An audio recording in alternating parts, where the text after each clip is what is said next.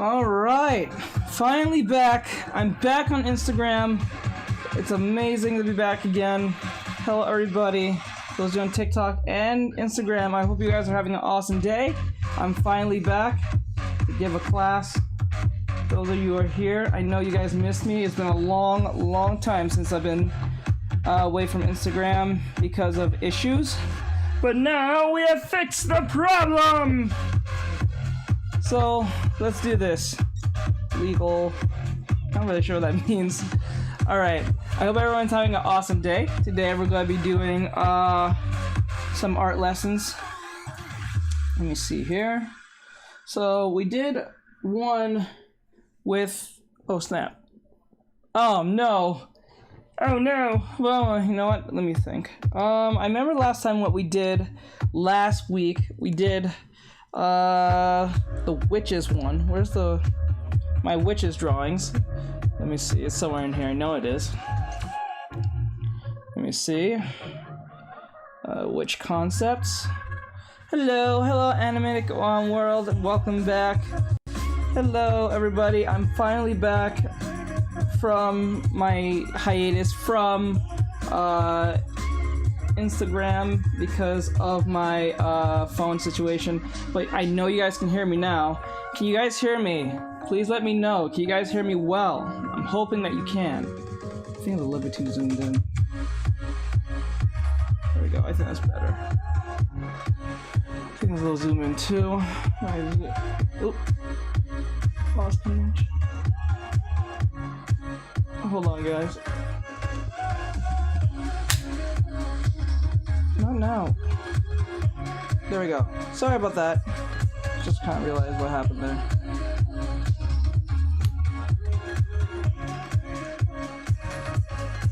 Okay.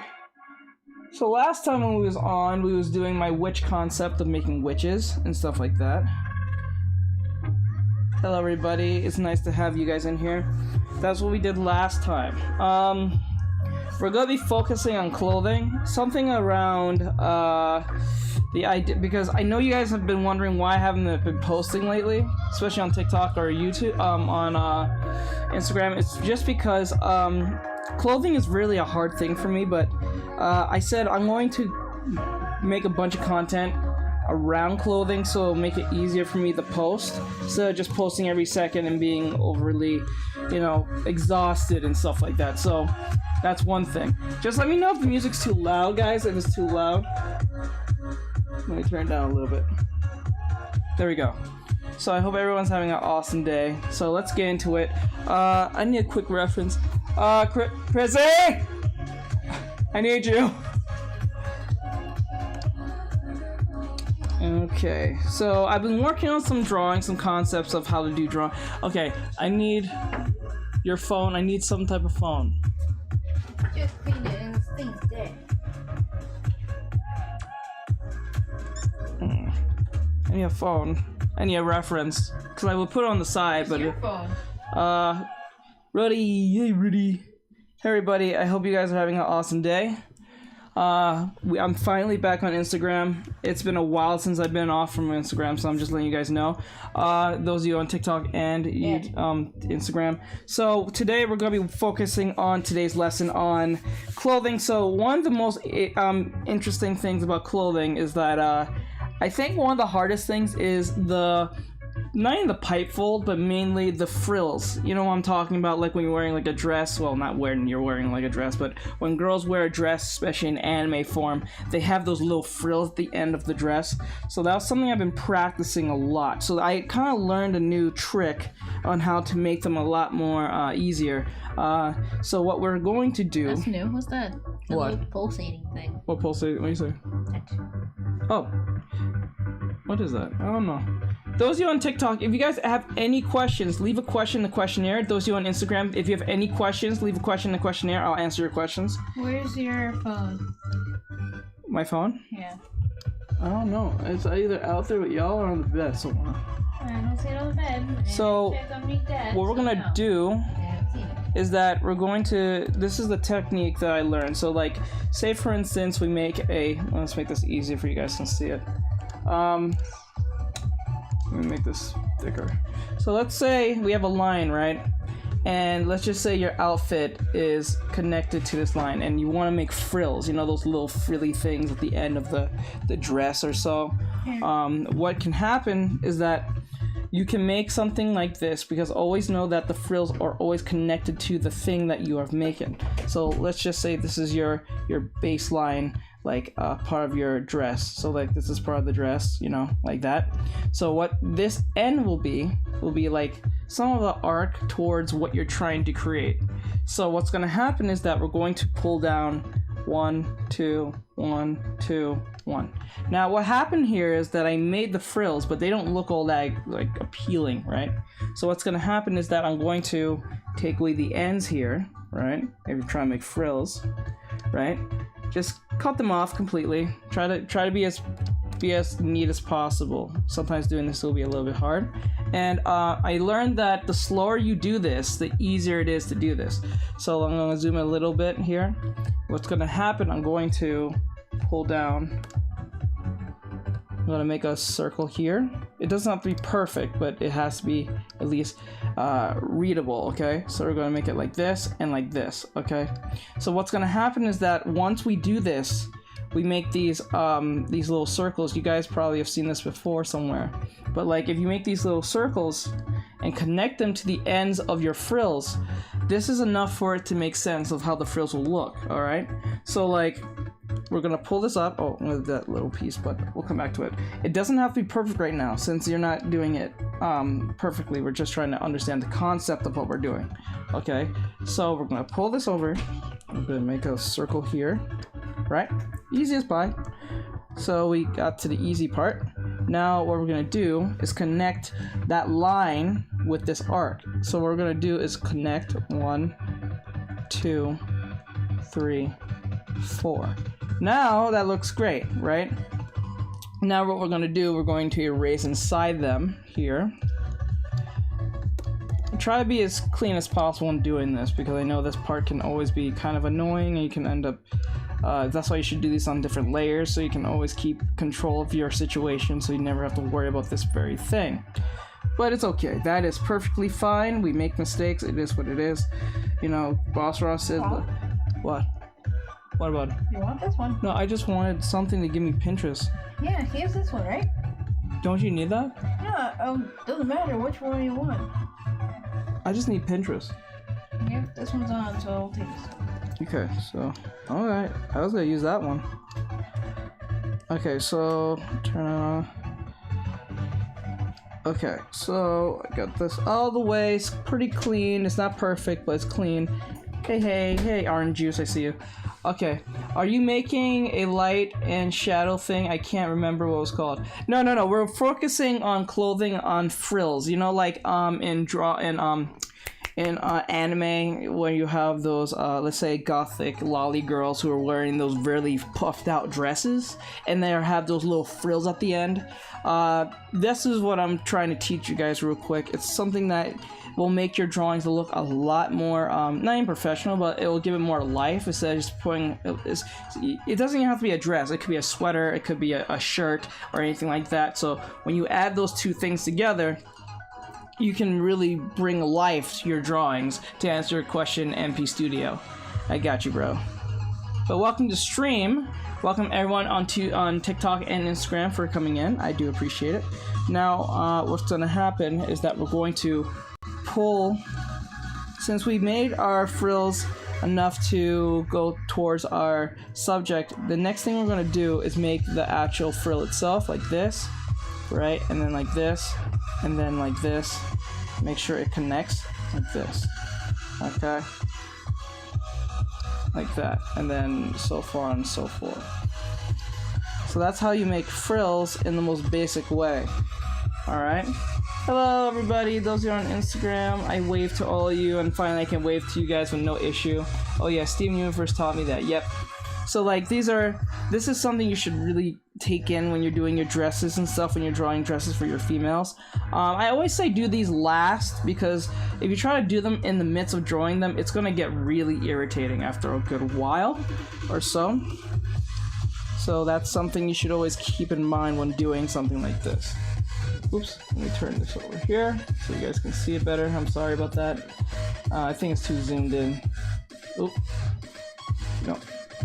Like that. Okay. There. I think that's better. Let me put it over here too. Okay. So, hello, Jose. Okay. Alright, so that's pretty much it. That's something that you should learn. There's other ways of doing this. There's other ways when you put it like even more like this. And then you put lines like this to give it even more frills at the end. There we go. Easy as pie. So it can you can put more as much as you want, but you all have to be cognizant of what you're doing. Because you don't want it clashing too much to the point it looks like barf. You don't want to look your drawings look like barf, okay? That's something you don't want, okay? So just like that. Easy as pie. See how much frills that's there? Because we understand how to use the frill lines to connect to our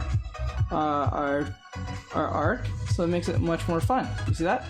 Easy as pie. It's not that hard. It's not that hard, trust me. It's a lot more fun. Just to let you guys know, oh, just forgot. Hello, I hear you on YouTube. The music is good too. Thank you, Bella G. Welcome to the stream. Hello, Mew. I'm just now seeing your responses, guys. Let me put you on restream chat so I can see it on screen so I don't miss it. But thank you, Bella, for being in here. Nice to have you into stream. I hope the music's too loud. Just to make sure, guys, let me know. Those of you on TikTok, Instagram, or so, I want to know if it's not too loud or it's not overpowering my voice or anything like that. It'll be really nice if you guys let me know. All that great stuff. So we're gonna move on to our next lesson. We're gonna move on to since I have my phone here, I can pull out some Pinterest and use some references so we can get the point A to point B. Okay, there we go. Need that open just so you guys can talk. I hope you're having a lovely day. Yes, I am. I'm having an awesome day because I'm back on Instagram and I'm happy about that because I wanted to get back on Instagram for a very long time. I'm very happy about that. But thank you for saying that. So let's get down to business and let's do some drawing. So what we're gonna do, we're going to focus on let me do something more realistic. We're going to go with, and I'm going to make this a little thinner. We're going to go with something really simple. We're going to go with something like this.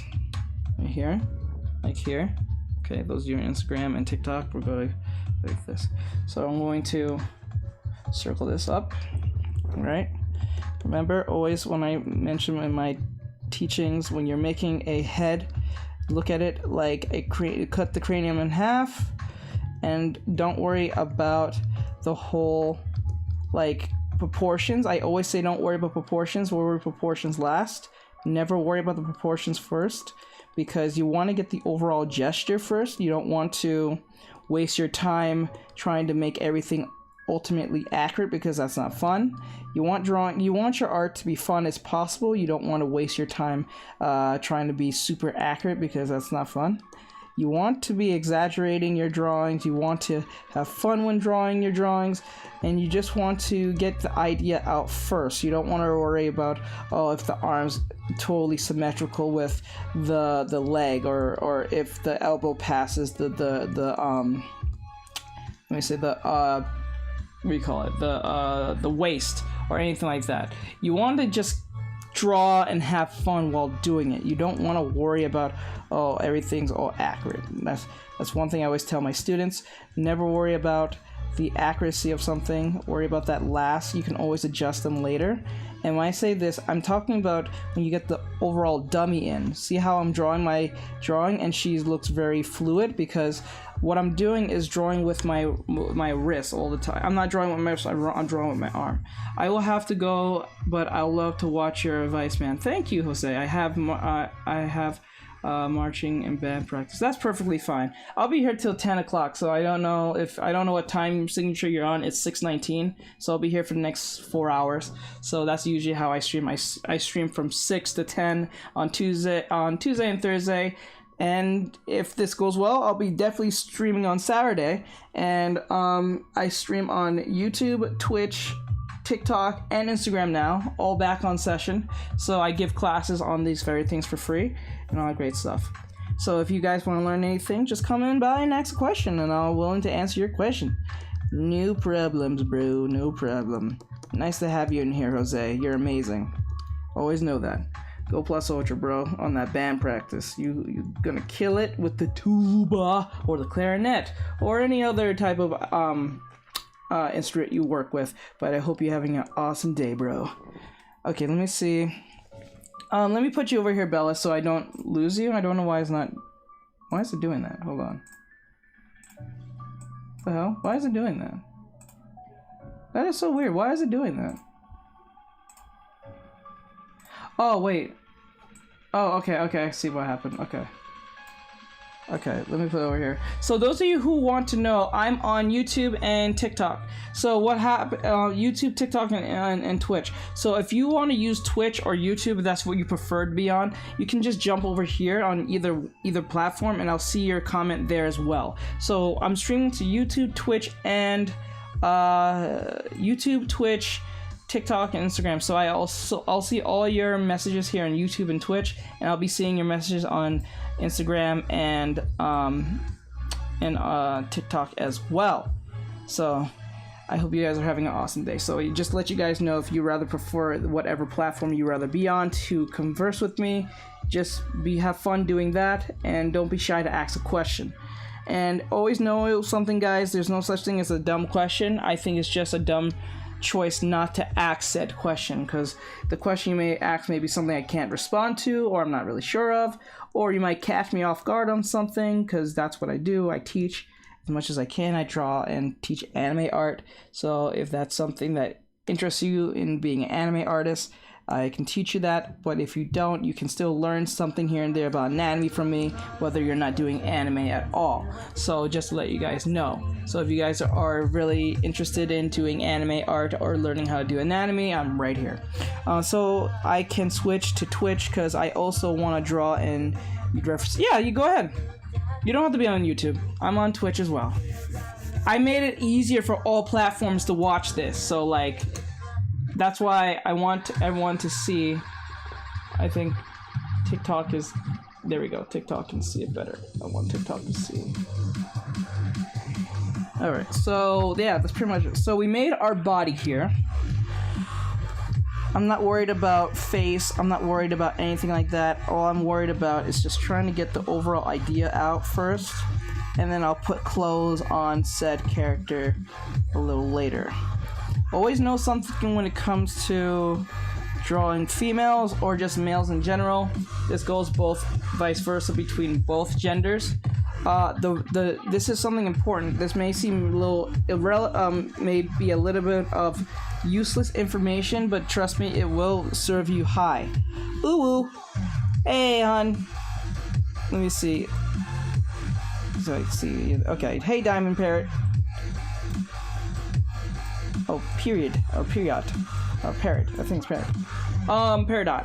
Peridot. It's Peridot. Okay. Diamond Peridot. Okay, from Steven Universe. Okay, I read that right. Okay, so what's here is that when you're drawing a female or a male, depends, it doesn't really matter, but this still applies to both of them. The elbow is always on top of the waist, so always know that. So if you're always wondering, how do I know where my elbow is gonna be? It's always above, just above the waist. So it's always here in this area. Sometimes if you have a tall, like just say your character is really taller than mine, it still applies. It doesn't matter how short or how tall, how fat or skinny they are. It doesn't matter. Or how chubby or thick or whatever case may be, whatever term you want to use, it does not matter.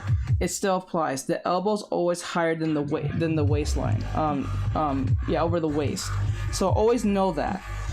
Because that makes it easier to map out where your thing is, so you don't have the elbow passing the waistline like from here. You don't want that because your elbow's never this long. The elbow's always like about here. And then to make things more accurate when drawing your characters, or like if you're not sure where a body part's supposed to be, always make a straight line from it. So like say the elbow's here, which it is, then I always make a straight line here, and that's where the other elbow will be located. That's how I know. Easy as pie, right? Doesn't that sound easy? That's how you know where to locate where your body parts go. So like for instance, here my kneecap here, right? So I know that if my kneecap is right here, which I'll zoom in for you guys so you guys can see easier. Right about here. If my kneecap is right here, then I'll make a straight line here. So anything else from this point, or even if, let's just say the leg, let's just say I pull the leg up here, like she's going to do a kick, or she's going in for a kick, or she's leading up her kneecap, right? What's going to happen is that the knee, let's just say the knee was here, then I will do it like this. So the kneecap will be here. See that? Because there's a straight line. Always know one thing with body parts and joints: the straight line is always always a straight line, or what do you call it? What's the right word? A diagonal line from each other. It's always adjacent from each other. So you're never ever away from the body part from a straight line. If it never makes a straight line, then there's something wrong. You should always make a straight line towards the joint that you're on, so you know where to put said leg. So if I put the leg here, I know the joint is here. So the joint's here, everything else has to be foreshortened and make sense out of it, and then the leg will be here and the foot and all that stuff. So that's something you should always keep in mind when doing this. But since I have her leg behind the other leg here on purpose, because I want her to seem like she's like kind of floating, kind of, in a sense, that's the ultimate goal right now. I want that to happen. That's what we're doing. So okay, so there you go. Now we got our female. We got our female body. I think she looks pretty good. I think she looks really desirable right now. Those of you who are probably seeing this. So I'm gonna make some ellipse lines just to make it more easier, so we can determine the mapping of the body itself. And all that great stuff. Hey Nicholas, it's Bella. You can just say that if you remember. Okay, gotcha. Thank you, Bella. Thank you. That's much. Bella's much easier to remember anyway. Because I always say Peridot wrong all the time when I read that name from Steven Universe. Thank you for the follow. I appreciate it very much. So, thank you. Anthony. Thank you, Anthony. I really appreciate it. Okay, so since I'm back on Instagram, what I'm going to do, I'm going to put some clothing on this dummy here. I didn't give her any eyes or anything because that's not the main focus right now. We're focusing on clothing. So right now, we're going to, like I said, we're going to use this as our form of reference. We're not doing the same pose, but we're doing this as our form of reference. Please take note of that. All right, so that's what we're doing. Since I'm going to bring up the opacity, I'm going to use a different color, maybe a red, so you guys can see it more easier. I'm going to make it a little bit more thick in line so you guys can see it easier as well. I'll put on number 4. Alright, so she's wearing an outfit that seems like a, what do you call it, poncho? But one of those thin ones, not a thick one. So I'm going to try to make it like, and since the angle we're looking at it is from top down, because it looks like we're looking from her at a top down. To know that we're looking from a top down, number 1, we're not seeing under the kneecap, okay? We're not seeing under our kneecap. Our kneecap is not being seen, okay? And you know what? I'm going to either trace this so you guys can see it better. I might just trace a little bit of it so it can be seen. Yeah, I'm going to do that. You know what? I'm going to do that.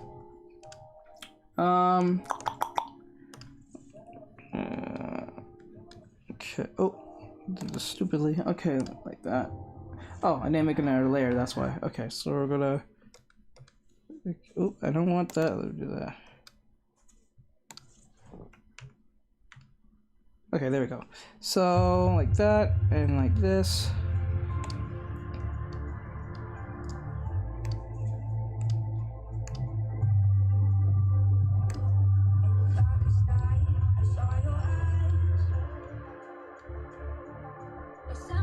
Okay.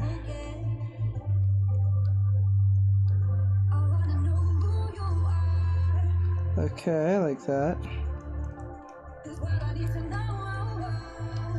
Like something like that. I'm being very loose with it, and I know it's not a perfect pen I'm using for this very thing, but like that. So we have an understanding of what we're dealing with here. Okay. those of you who are watching, I hope you guys are having an awesome day. We're keeping this fun. If you have any questions, please leave your questions in the questionnaire. Those are on TikTok and or Instagram. I would appreciate it if you did, so I can read your question out loud if you have a question. That's good. Thank you so much, Proper Pie. Proper Pie. So we're going to make this easy for you guys to see. I don't think this is the best way of doing this, but we're going to do it anyway. So I'm going to try and make this easy. So we have an understanding where the body is. I'm going to bring down the opacity a little bit. Okay. And I'm going to use a different color. Now, what we're going to do, we're not looking at the body, we're looking at the body at a weird, like, top-down angle. Since we're looking at the body at a top-down angle, everything from this point has to be following that angle. So what we're going to do is be like this, okay? Because we can't see under, unless the poncho is, like, flowing up, okay? So to make sense out of this, the poncho is going to be flowing down on the body, okay? Make sense out of that. Always know that. Make sense of it. Make sense in your head. If it doesn't make sense, fix it, okay? Now I'm going to bring down... Oh wait, hold up, I fucked. Oh, fucked up. I should make that its own layer. I didn't want that to be a layer on its own. Make that its own layer so we don't have any trouble. So when I make a racing, I don't have to race the whole thing. So okay, we're gonna make the poncho like this. And make sure that it goes around the body. And make sure you're using gravity. Gravity is your friend. Always know that. Gravity is not against you. Gravity is your friend. So gravity helps in the sense of making things look more flowy. And then what we're going to do, we're going to make sure that the breast here is being connected in this sense. But remember, you don't put circles in here for the breast because it's a poncho. So since the poncho is one whole solid thing, the breast will be a one simulated bump. It's not going to have the curves inside of it. I know that a lot of students tend to do this. They tend to draw the breasts as if like under clothing like this, and it's weird because for that to work, the outfit needs to be extremely like very like tight, like Evangelion tight. Like it has to be tight. But since we're just using a basic poncho, we're going to make sure that when we do this, it's going to make sense, and we want to flow and make a bunch of wrinkles, but not too much wrinkles. We want to be thin. It's a thin poncho. It's a thin poncho, but it's not anything that it's like heavy, so it's not going to fold as much. And be aware of, when it comes to clothing, the things that you have to look out for is... Oi, hello. What you have to look out for is mainly the weight, the fabric. Let me see, let me write this down. Weight, fabric, thinness, and thickness. You must look out for these three things. Oh, let me put this over here. Okay, so it might be easier to see. So these are the three things you should look out for. Let me pack this up a little. There we go. It's these three things: 1, 2, and 3.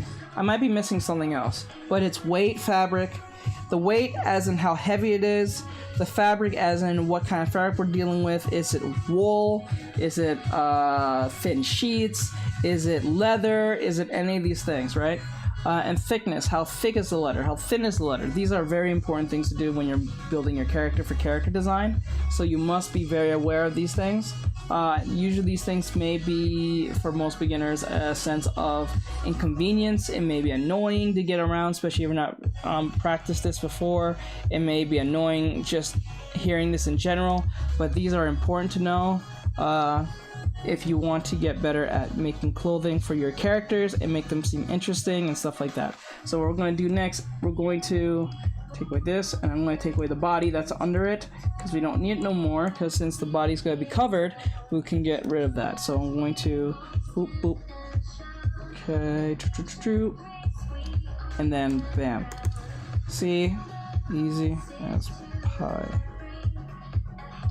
Okay.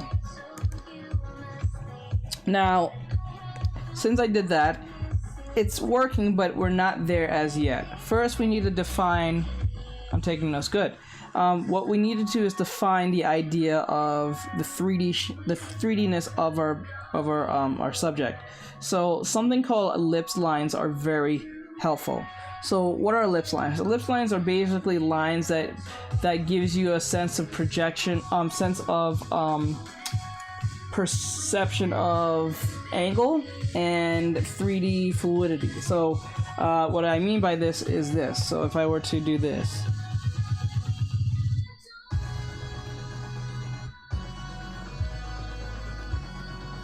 and then I will make it easier like that, and then let's just say I want my legs to look more 3D.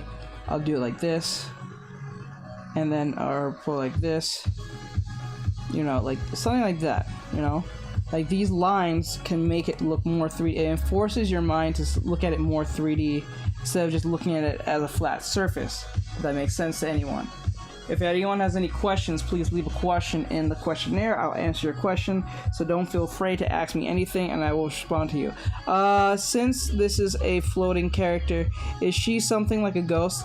I want to say something like a ghost. Just think like a mystical character for right now, because the point of the floating is that we're trying to make the poncho look like it's floating, it's floaty and stuff like that. Right now, I'm just giving you the sense of what you need to look for when you're doing this right now, and then we get to the floaty part.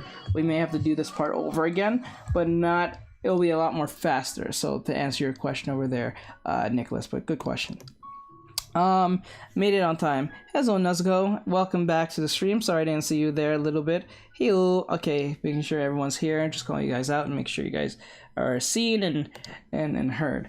Alright, so we got that pretty much. Now, this looks good, but it doesn't look great. So what's the next thing we need to do? We need to make sure that the clothing is on top of the body, not that it's drawn on the body, because it can look kind of flat. So the best way to do this, how I kind of figure this out, I might think of a better method in time, is putting like shading somewhere down, like thicker lines under, because what happens is when you put thicker lines, it gives you a sense of there's shadow.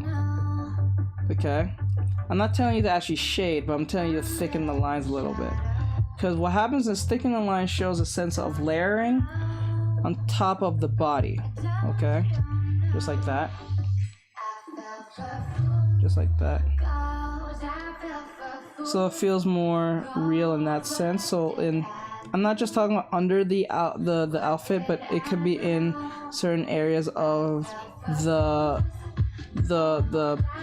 poncho itself. So you should always be aware of that. So this, because it gives you a sense of shadowing. Sometimes you don't have to do it like this. You can always cross hatch it like this, and cross hatch like here. Sometimes it can look a little more neater, you know.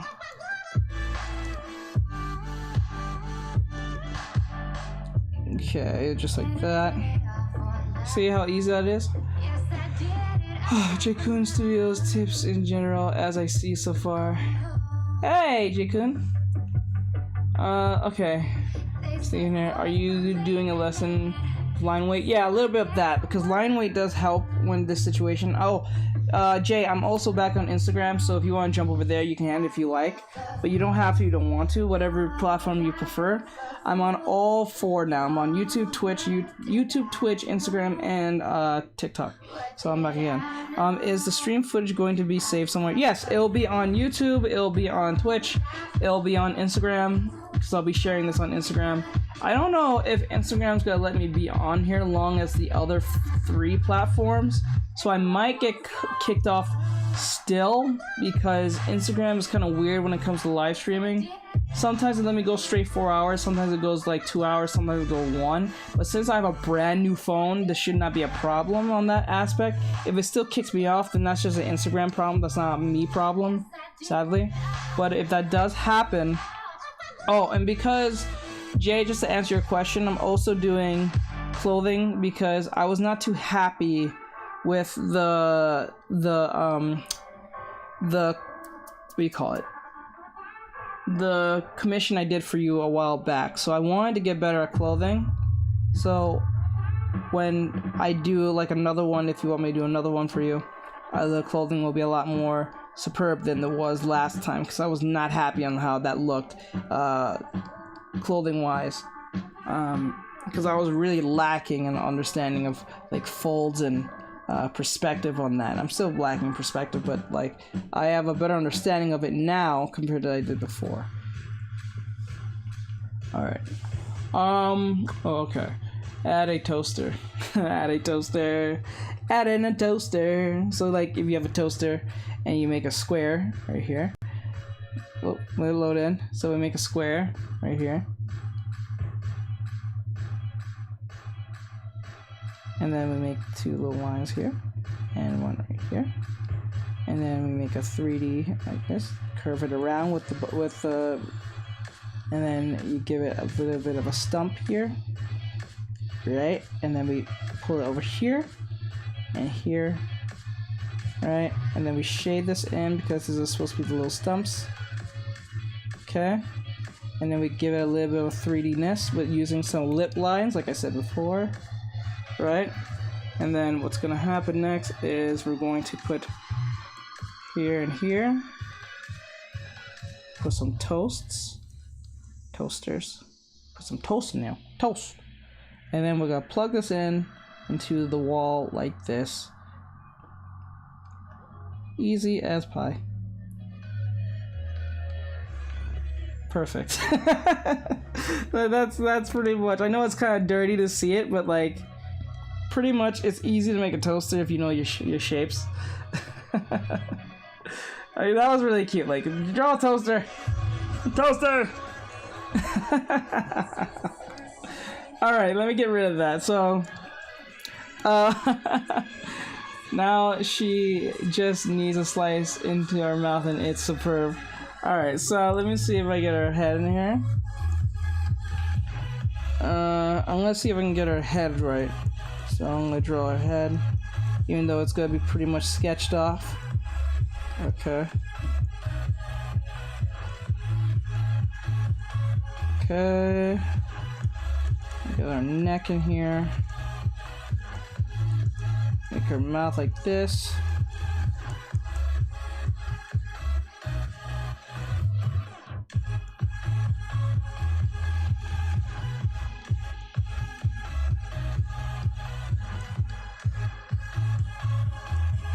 Just like that. Give her ears.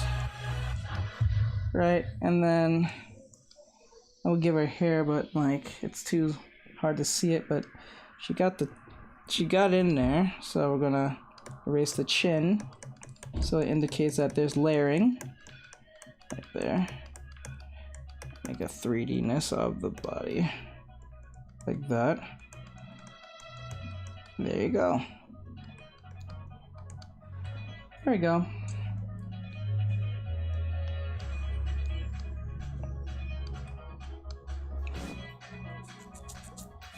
So let me get rid of that. It's amazing, magnificent, fantastic. Look, if you will absolutely tap it down. Thank you. Okay, let me see. Someone left a. Let me see. Hello, Kingy Hate. Kingy Hate. Hello. Okay. So I hope you guys enjoyed that real quick. So I hope this was helpful in any way when it comes to clothing.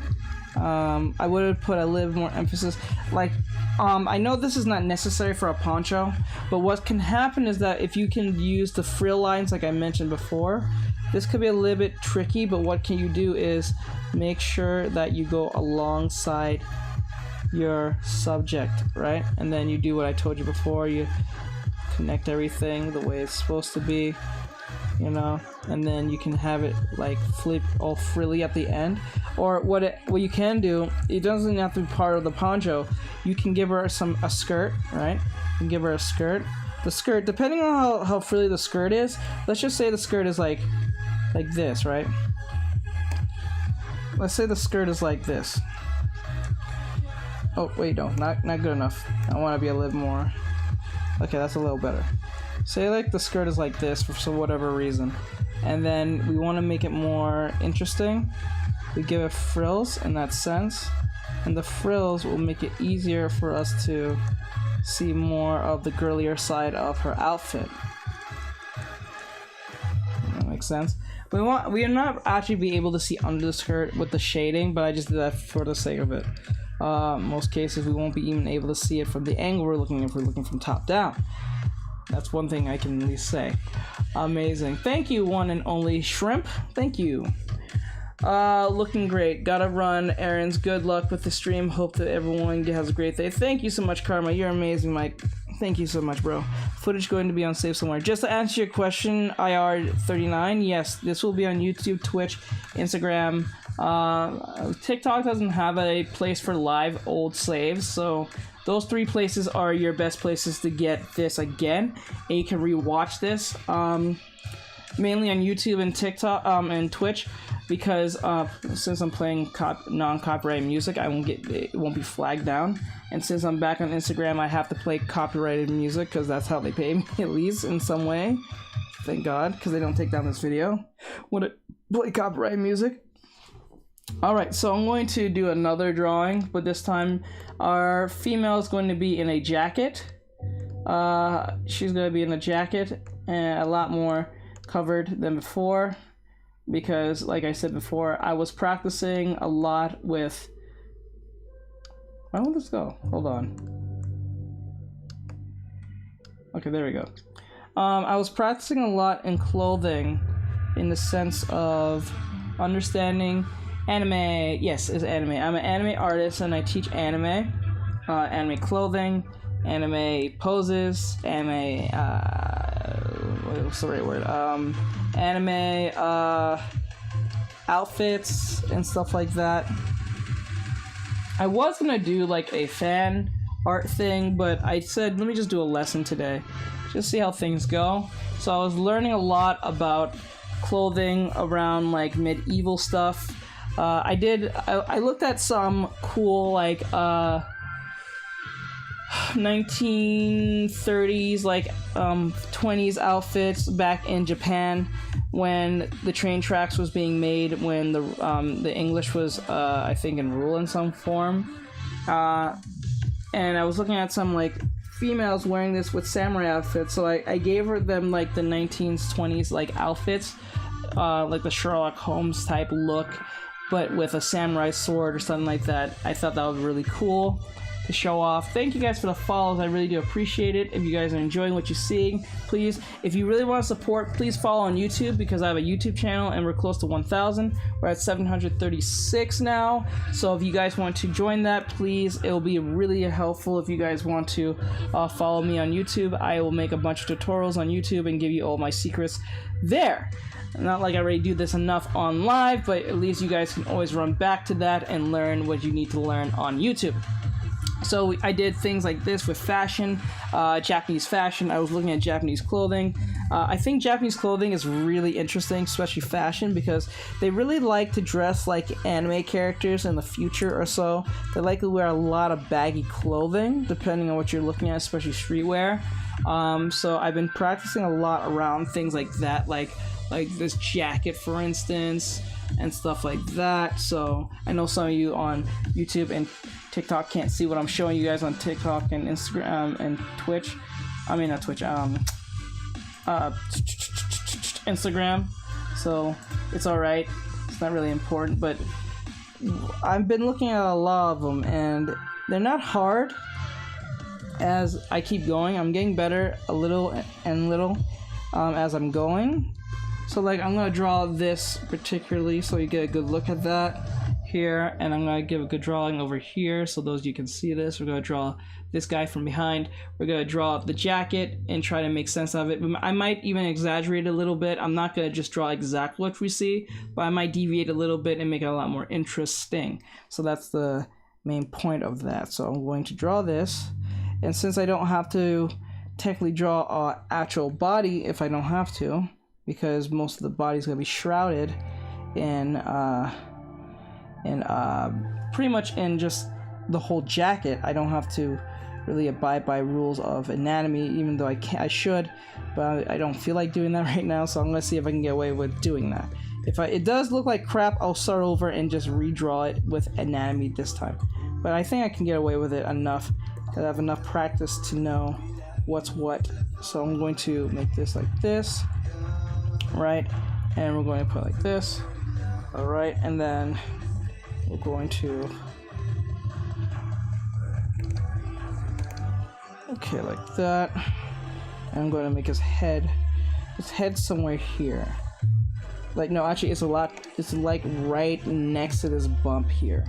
That's the landmark that we need to look for. His head is somewhere around here. It's like right next to the landmark. So we're going to, okay.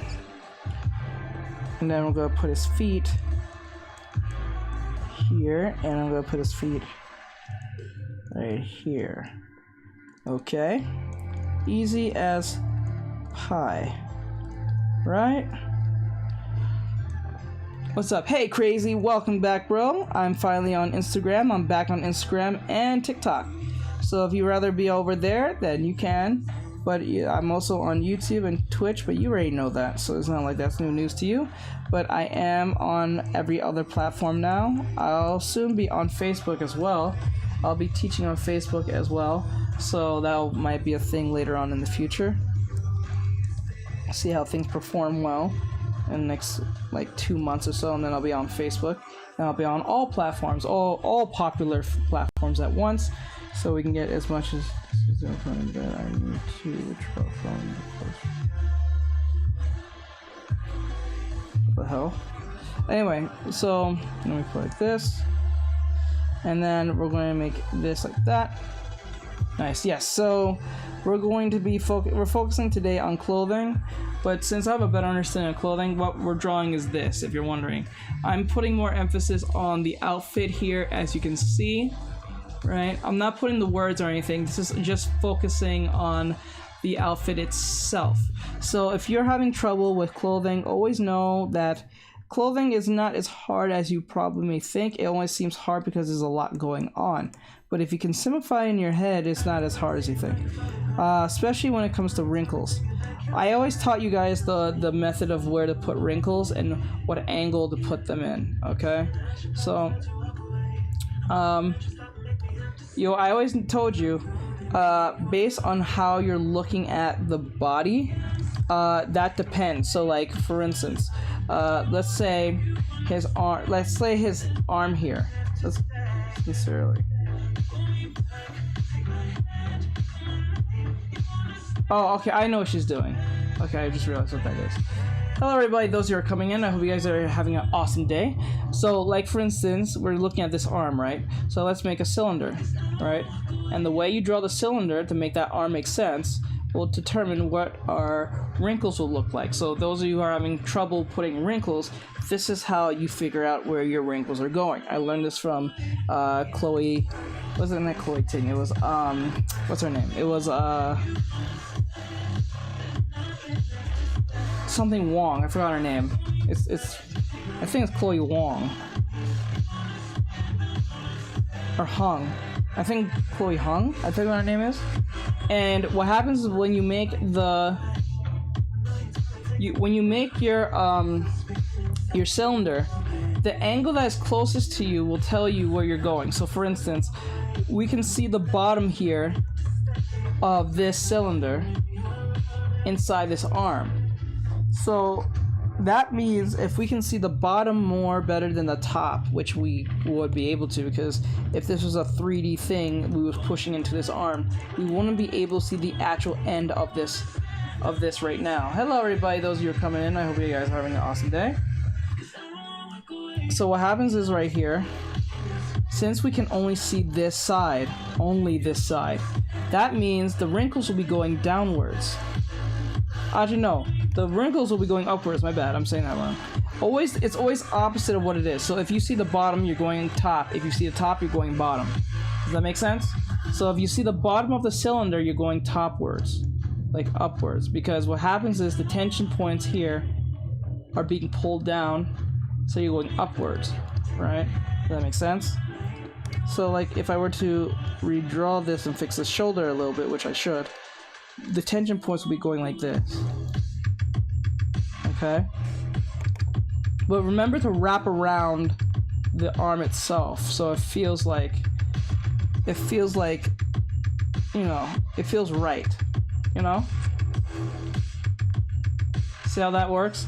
Or like for instance, based on, let's just say this leg. Let's just say I drew this leg here and I want to know the silhouette of the wrinkles will be.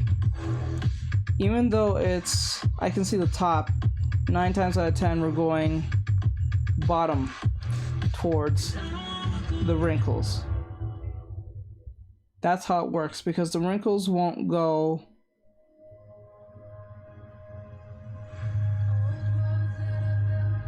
the wrinkles won't go that way. So that's how it works. Sorry, I had a brain fart for like a split second. So that's how you use these type of methods for these type of things. Oh hey B, I remember you. So that's pretty much how you can figure that out. So if you're wondering what we're using as a reference, we're using this as a form of reference for Instagram and TikTok, so you guys can make your assumptions if I got close or not with the reference that are here. I didn't get to the shoes yet, but I will get to that part. But you can see here, and then I'm gonna give a hat. Actually, I'm gonna switch back to the colors, and then like this. Okay.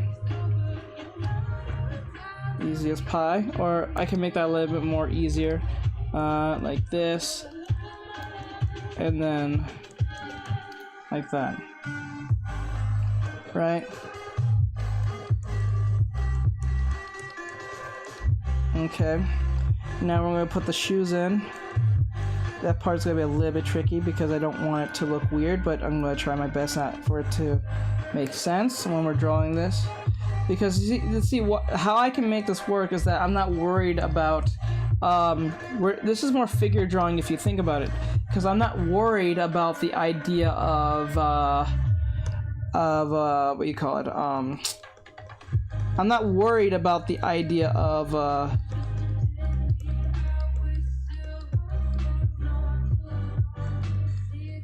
accuracy and proportion.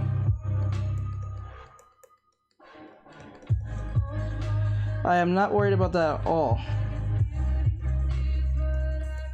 Let's see, let me get this right here. So I want to see if I got close. Am I close? Do you guys think I'm close? I exaggerated the drawing a little bit. I put a little bit more emphasis on the code itself. Those of you who can want to see this.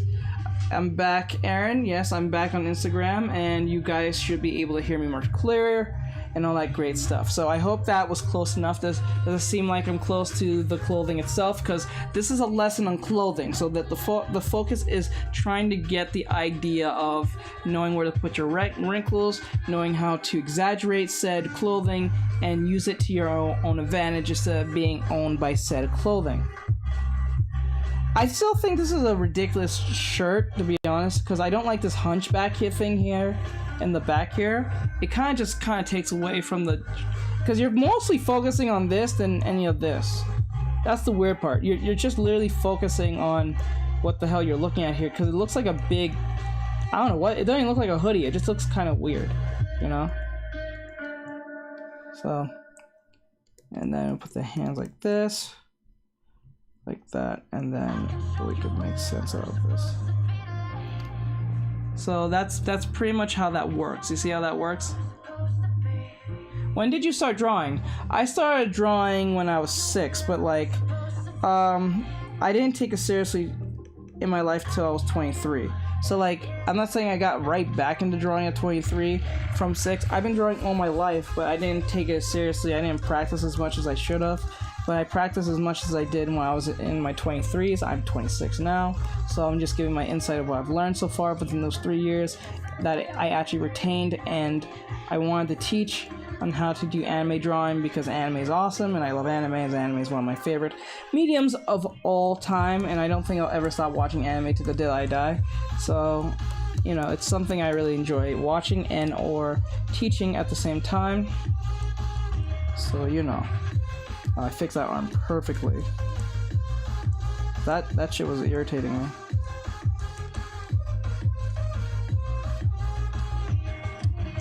So I hope this helps you guys, those of you who are watching. I hope you guys are getting something out of this. So I think I got pretty close with the drawing here. I think I got pretty close. See how close I was? It's not 100% perfect, but it is a good figure drawing close to the original as we can see it. I did not make the jacket straight down because I think that'd be kind of boring. So I made sure to make the jacket a little bit more interesting with the flow and all that great stuff. So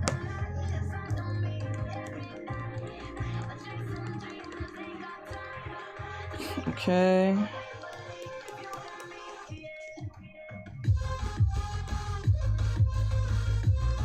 Like that.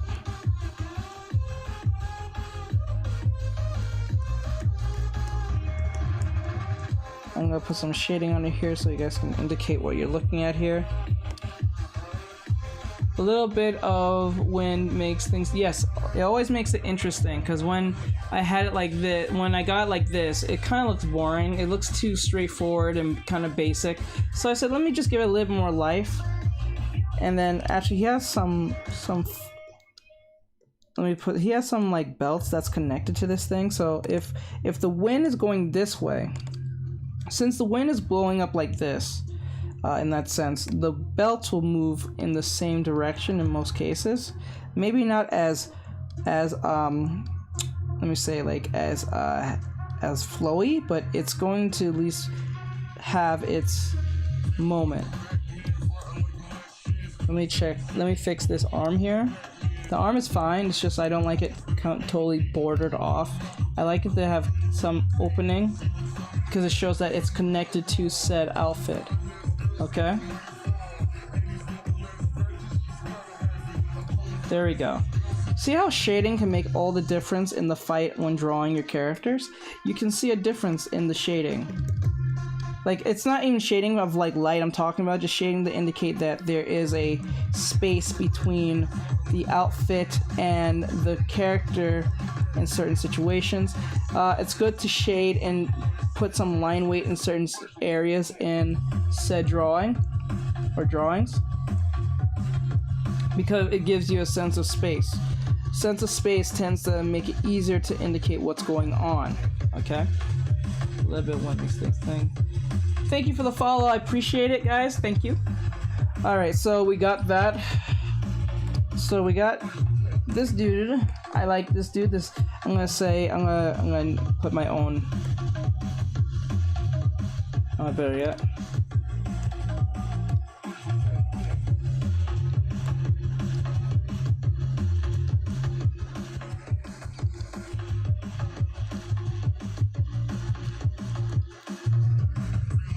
Come on! Gotta load this in. Are you serious? Come on, load in, load in. Okay, there we go. That happens because it's recording what I'm doing, so I can always put this up for TikTok.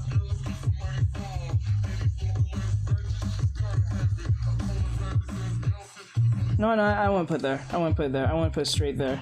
That's just so mediocre. I'll put it on the arm instead.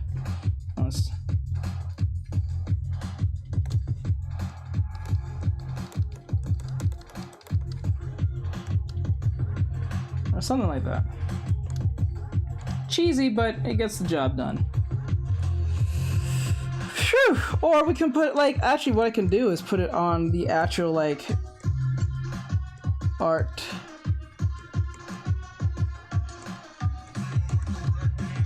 Or something like that. you know. Hello, those of you who are here. Thank you for being in here. I do appreciate it for coming in. Gives us so much merch. Just kidding. Gives us some merch. I know. I really need to really push that out there. My merch. I need to put up my stickers and stuff. I've been putting that on the side. But as soon as we get to 1,000 on YouTube, I will be focusing on Patreon and the merch. A lot about that, so we can really just sell some stuff. I do have a course. I will be mentioning that course on Thursday. So those of you who are interested in courses, I do have a course on anatomy. It is about an hour. I think it's 2 hours long. I think it's an hour and a half or 2 hours long. It's me nonstop talking, teaching you how to draw the body, or at least have an understanding concept of the body. And stuff like that. So I will be mentioning more of that on Thursday in detail and showing you guys where you can get it. It is a bit pricey, but I will put a discount for those of you who get there early. I think for the first 100 people, you will get a significant discount for said course that I already made. But I'll talk about it on Thursday. I don't think it's important right now. But because since I'm right back on Instagram, I don't think it makes sense to try to sell you something as soon as I got back on Instagram. I don't think that's right. I think it's time to ease right back into the whole fray of things, and we'll talk about that another day. I have a problem where a lot of the time the rough sketch looks cooler than what's happening is the reason why your rough sketch is looking better than your line art is because of two reasons. Actually, three. One, I tell this to all my students. What's happening is sketching leads to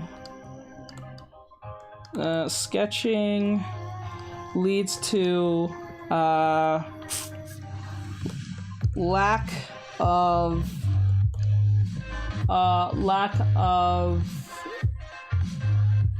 what's the right word? Lack of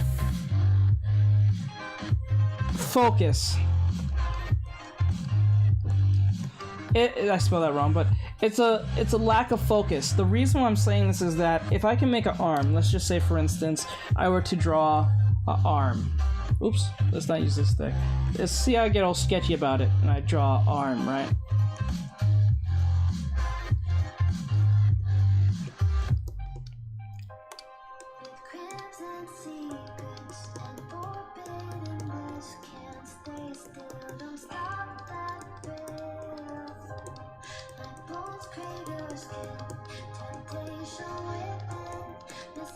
Oops, I messed up on that hand.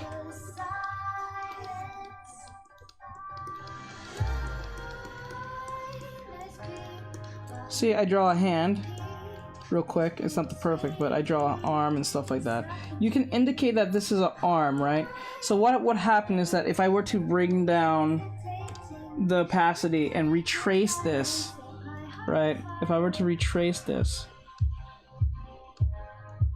what's happening is that the reason why my trace is looking fine is not only because I drew the arm the way I wanted to, but what's happening is that a lot of you tend to do this thing where I'll make the sketch looks great, but I don't clean it.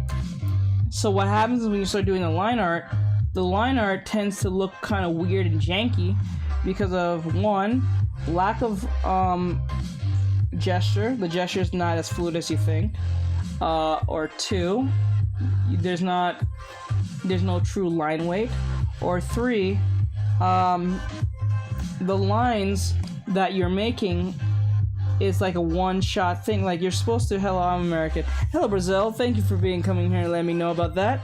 I hope you're having an awesome day, and it's amazing to have you in here, Brazil. It's gonna be cool. I have someone named Brazil. That's amazing. I'm Brazil. All right, so what's happening is that you're supposed to draw your line art with a continuous line, but don't worry about line art. What you're supposed to do is this. You're supposed to have let me write this up here. You're supposed to have your gesture, your sketch, and then your clean sketch.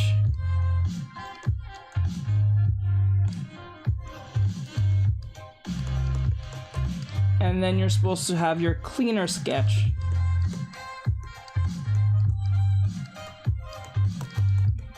And then you get to your line art. Now, what's happening here for most of my students is that what they do is they go from gesture and they jump straight, or let's say gesture. I'll say the gesture sketch, the ultimate ideal, or the basic concept of the gesture sketch, and jump everything, go straight to line art.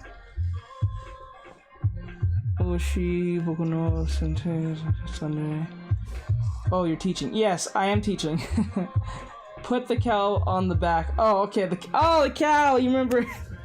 Let me see if I have her. I'm gonna make her into her own little sticker. I'm about to do this. I think I have her somewhere. I think Ben is in here somewhere. Let me get her real quick. I know she's in here somewhere. Where are you, Benna? Benna. Sorry about that, guys. I just hit my head on the thing. Where is Benna?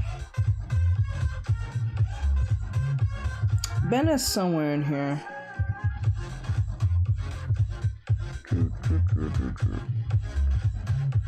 I have to find Benna somewhere. Can't seem to find it. Where are you, Benna?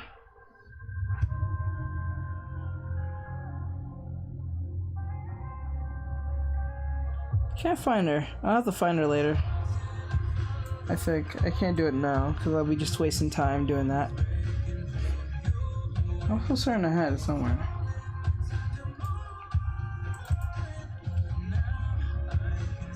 I still need to finish this. That pops up on the screen. Hold on, guys.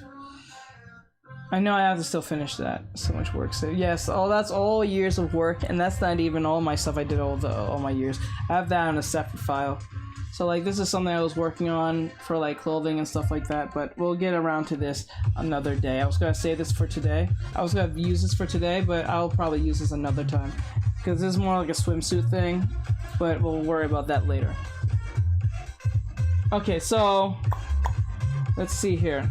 So what a lot of students do, they go from gesture sketch, and gesture sketch is like, if you don't know the difference, the gesture sketch is the like you just literally just putting a bunch of squiggles to make sense of what you're doing, and then sketch is you doing like, okay, I'm gonna refine this a little bit, then cleaner sketches refining, and then cleaner sketches refining. In Japanese art, they tend to do it 3 times. They tend to have 3 times the sketch. The clean sketch, so much so that it's almost impossible not to have like you're almost just doing the line art again. You're doing the line art like twice, but that's for like beginners. But if you're usually like a good professional, you can literally go from gesture sketch to line art real fast. Or sometimes you can go straight to line art if you're a real professional. But these are people who have like a fourth sense, a fourth nature coming, like ability to draw whatever they want, because they understand perspective, they understand spacing, they understand proportions and stuff like that. So this is not for the faint of heart for those of you who are just starting out. So I wouldn't recommend that type of jumping from here to here. You can do it, but it's going to take a while, especially on how you perceive things and stuff. So I wouldn't recommend it too much to those who are just starting out in drawing, especially if you want to do anime. So what the problem is for most students is that they need to, one, do the gesture sketch, do the sketch, clean the sketch. And when I say clean sketch, what I mean is this is when you do the sketch, you clean it up by the hell? You do a clean sketch by getting the ultimate understanding of the body. And the clean sketch is pretty much, you don't really try to go as far as possible without connecting. Do not connect the body. Do not connect it. Because what's gonna happen, like, try to be as accurate as possible, but don't connect it. Because what's happening is that you're trying to make a pathway So when you do the cleaner sketch, you connect them, not connect them like, oh, clean sketch, connect. No, you redo it again by trying to get into this line as much as possible for the clean sketch. Like that. So like, think of it this way. So like, if you're doing the clean sketch, the first one, you try to make it, and try not to make any big gaps. Try to be as close as possible to the gap itself. Okay, and then when you do the real sketch, let's just say you have to be as, and try not, and use a continuous line. Okay, and next thing you should always do is use your whole arm. A lot of students tend to use their wrists like this. Like, you can do this when you have a good understanding of anatomy, you have a good understanding of proportion, spacing, like I said before. But if you're literally starting out, use your whole arm. And even if you're a professional, most of them use their whole arm anyway, because that's more comfortable. You won't get carpal tunnel and all that great stuff. So that's something you don't want, because if you have carpal tunnel, it'll be very difficult for you to draw. It'll be painful and stuff. So don't use your whole arm. I suggest to always use your whole arm, okay? And remember to use the ellipse, because ellipse tend to make things look more 3D in that sense. And try to teach yourself to use as less chicken scratching as possible, because a lot of my students try to do this thing with the line art. They try to do this thing, try to get away with this little thing like this. They try to...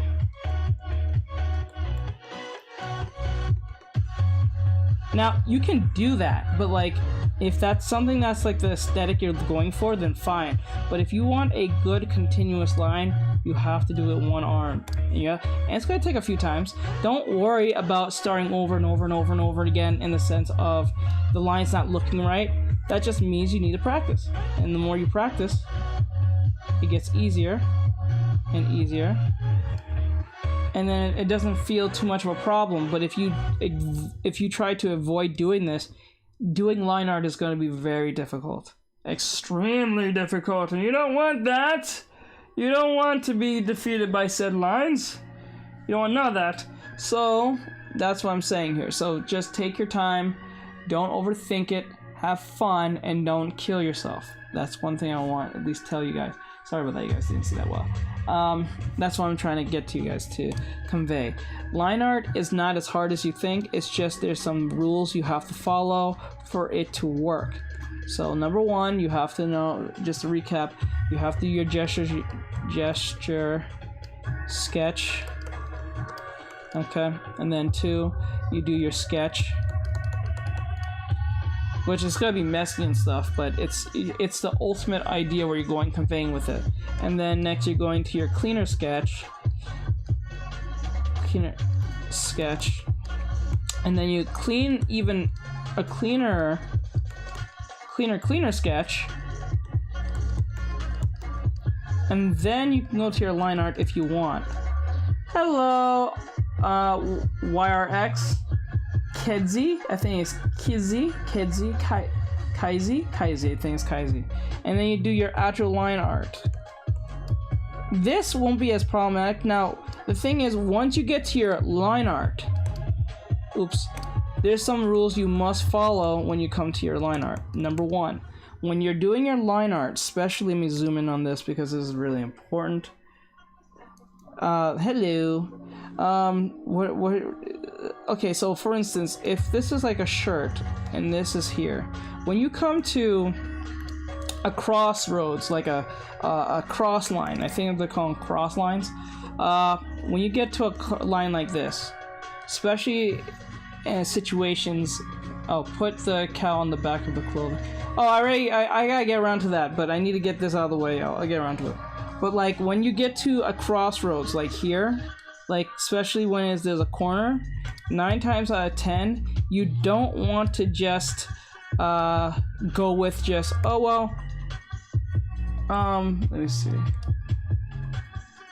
See, like, because since your line art's gonna be thin, you have to put something called line weight, okay? So if your line is thin, like this and like this, what's gonna happen is that you want to put some line weight between you and your well, not you, but between your subject, because it brings more life into your drawings. But there's also something you should keep in mind. Let's just say there's a few things you need to keep in mind. So like, for instance, let's just say this arm is the closest thing to us, which it pretty much is. This piece of the arm is closest, right? So what's going to happen is that the arm is going to thicken here. I will thicken the arm a little bit here. Let's just say here. I don't mean the chicken scratch, but I'm just giving you guys an understanding of this. But I would like this, and then I will thin the arm out the further it goes. Okay. And then thin a little bit more. Oops, that doesn't look thin enough. I'll thin it even more. Okay. Because what's happening, and I mentioned this in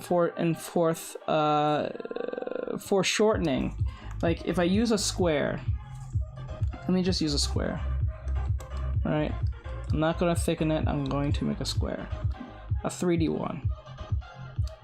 All right, now you see how I made the square? The square looks kind of, oh, you see how I made the square? You see how the square looks kind of like, meh, you know, just a square. But since the square is coming at us, especially this part, this particular part, what's going to happen, we're going to thicken that. We're going to thicken around here, right? And then what's going to happen is that we're going to fade in. Oops. We're going to fade in like that. And then everything inside will be thin, because what's happening is that the further something is, the thinner it gets. The thicker something is, the closer it is. Okay? That's one thing you should keep in mind. Okay? So it feels more dynamic. I know it looks kind of choppy because I used a very weird thick line, and I'm not using line weight with this particular mechanical pencil. This is a new pen I'm using. This is a new brush I'm using, I'm saying particularly. I know thousands of you kept on asking what kind of brush I use. This is a special brush I got from a YouTuber. But that's not important. The point is that the thinner the thickness of the line is, the better that is. You know what I'm saying? So that's something you should always keep in mind when it comes to this very thing of foreshortening. Always know, the thicker something is, the closer it is. The further it is, the thinner it is. That's something you should always keep in mind. Also, when it comes to shading, light can also play a part into the thickness game of this. So like, say for instance, light is coming from down here, right? What's going to happen is that the thickness will be under the arm, right? That makes total sense, because it tends to take away from that thickness, and it feels more realistic in that sense. You know what I'm saying? So that's why I said to you guys earlier, when we're doing our concepts, we have to have a good understanding of light, have understanding of shading, have understanding of how the body works, and understand how to read said body parts when it comes to anatomy or so. So that's something that we always have to keep in mind. But like for instance, you see how thin most of these drawings are? Depending, let's just say I were to put light coming towards our character here that's walking. I made him walk right from right. Oops, from right. What the hell? Oh, right here. Right. If light was coming this way, the thickness will be coming from here. Okay. Most thickness will be coming from right here. Okay, and the thinness will be really thin. And the thickness will only be under the areas where the light cannot reach, or the light will have a hard time reaching, okay? But most of the thickness will be coming from this particular places, okay? So you should always be aware of this when drawing your characters, okay?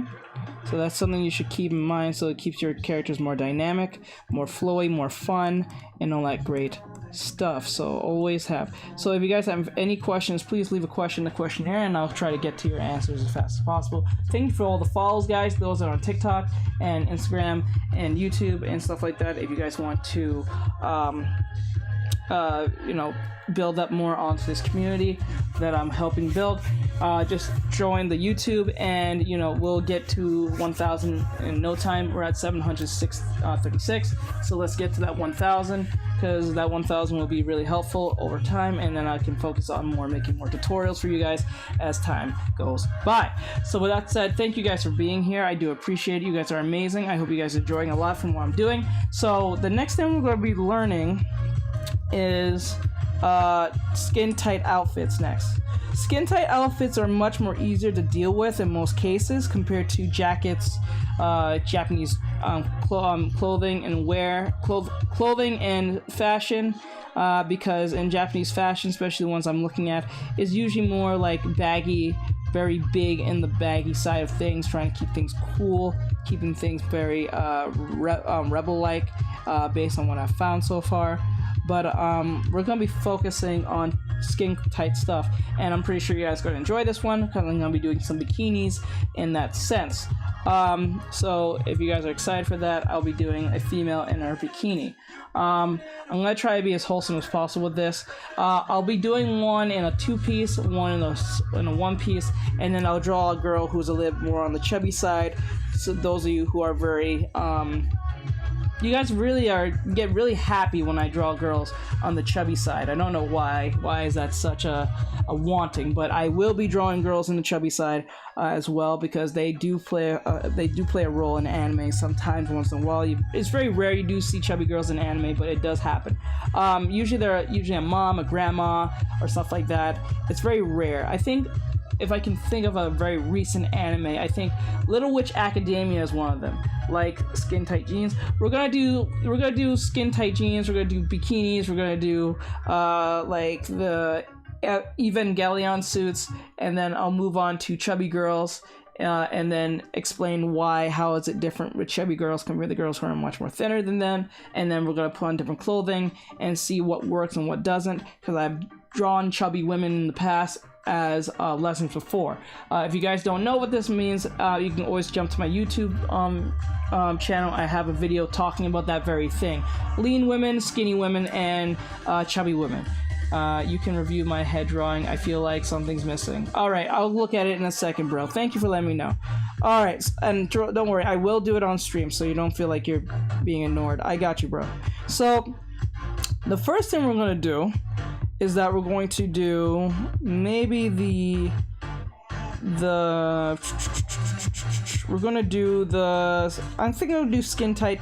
We're gonna do the pants first, and then we're gonna do the bikinis next. So I'm gonna draw the head here. I'm gonna just make it like this. Make this fast, make it really easily, make the line of action, right? And then we're not worrying about, remember I always say, guys, when you're doing this type of thing, you don't worry about the proportions. Proportions comes last. Don't worry about the proportions. I always say this to my students: do not worry about proportions. Worry about the overall idea first, and then you can always worry about the overall accuracy of stuff, because you can always adjust them later, especially if you're doing digital. If you're doing traditional, then just try to keep note what you have to fix afterwards. And I always tell my students to always remember to flip your canvas. I know I haven't done that, but we're just focusing on idea of concept, so that's why I'm not really jumping into the whole flipping thing, but I do recommend to flip your canvas when you get to that point. Now we're gonna make this woman wear skin like jeans, pretty much jeans. Jeans are not that hard, or leggings. You can it depends on how you want to draw it. The leggings are just way too tight. Well, not too tight, but it's too like skin tight, almost too much, to the point that you don't really need to draw anything. There's no real wrinkles that's being like really placed on, except like in the very close of the joints itself, and I'll explain that more in a second. Let me just get this in real quick. I don't like how this leg is looking. I want this leg to look a lot more. Okay, like that. Okay. And then I'm gonna make her leg pop like that. Okay. gonna fix her leg a little bit. It's a little bit too weird. Hey, Poof. It's been a while since I've seen you, bro. Hope you're having an awesome day, my friend. I'm back on Instagram, so yes, I'm back. I'm finally back, and I will be on Instagram more often. Thank God. I don't know if you guys can see well, so I'm gonna turn this up a little bit so I can make this easier. Okay, there we go. So don't worry about all the sketchiness. We're just trying to get the overall idea first. I'm trying to get our arm here. All right. I'm gonna put. Always remember when I say when you're doing the whole knee or joint thing, make sure to make lines from them. So like the arm is like here, because what we're using as a reference is this. I'm using this as a reference. So you're wondering where I'm getting this pose from. The pose is right here, so you guys have an idea. Or you're drawing like what platform? I'm drawing on. If you're talking about social media, I'm on all social media except Facebook.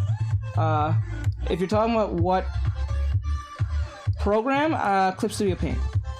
If you're asking what tablet, X Pen E2022.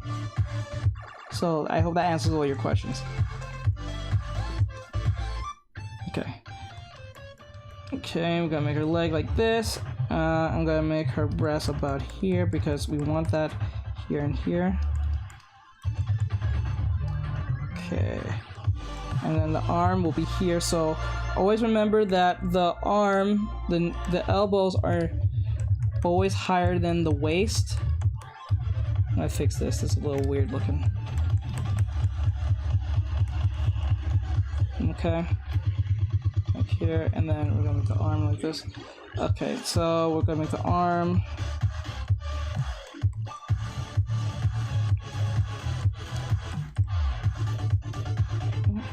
And then if you don't know where the arms are gonna be from each for Jason, same thing.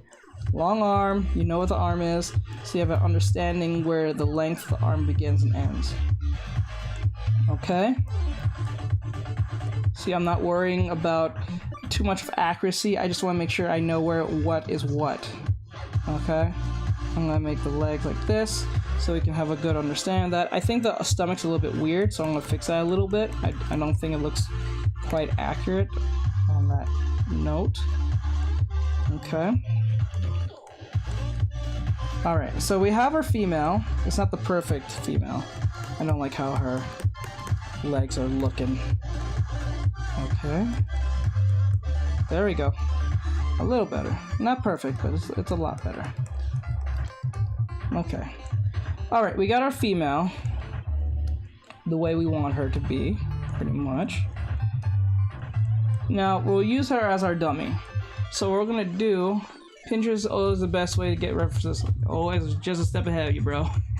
Always get Pinterest to help you. Thanks. No problem. Okay, so I'm gonna turn this down. And now what's going to happen is that we're looking at jeans are it's a funny thing. Depending on how you draw jeans, if they're skin tight, then it's really not much. You're just mainly going for the joints of the wrinkles. And as I said many times before, if you don't know where the wrinkles go, if you have an idea where the wrinkles, if you don't put random wrinkles everywhere, the best way to do this is to make sure you use a ellipse. Oops. You use a ellipse.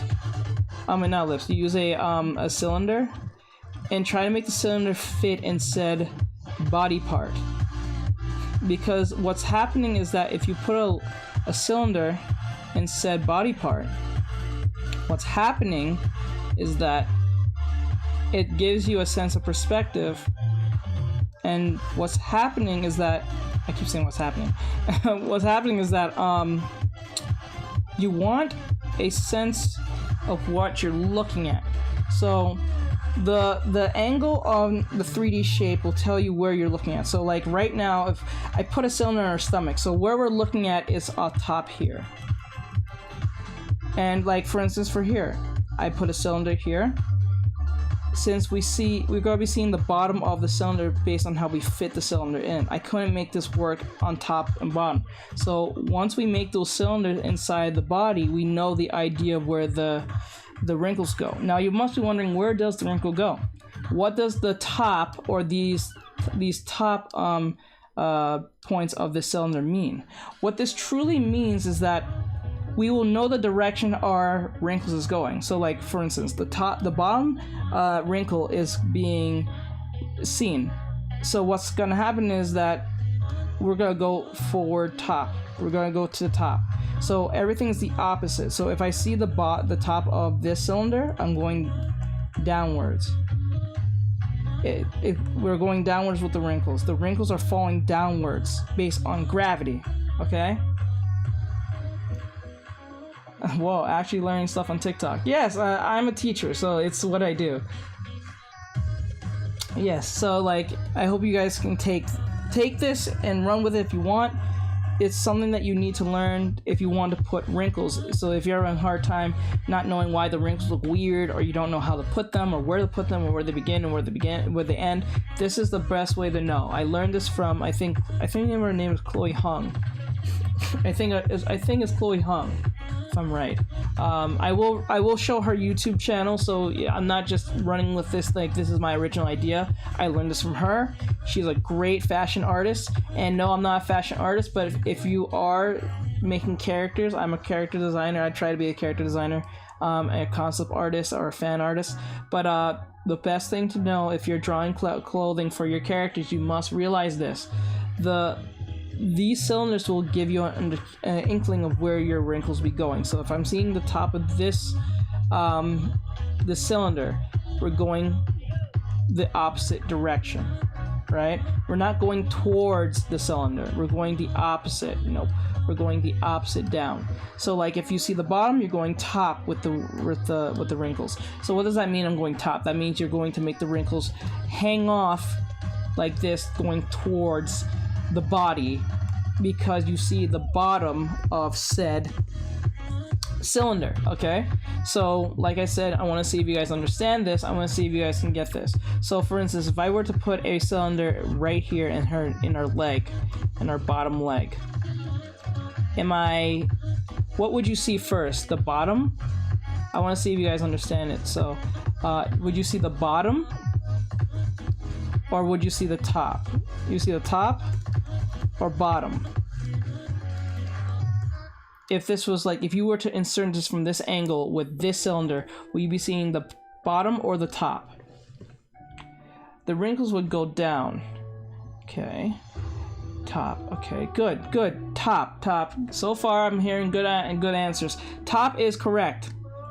And yes, the wrinkles will go down because we're going the opposite direction of said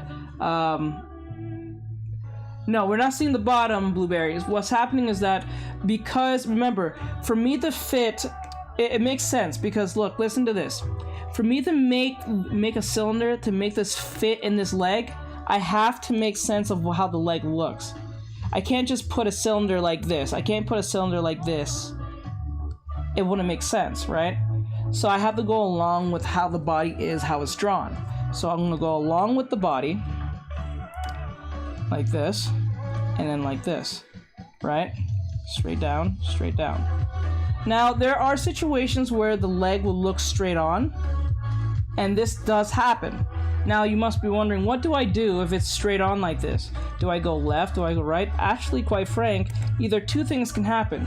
You can actually put your own wrinkles wherever you want, or you can just leave it left alone and compress. Because think about it, because remember, wrinkles only comes up when there's movement, right?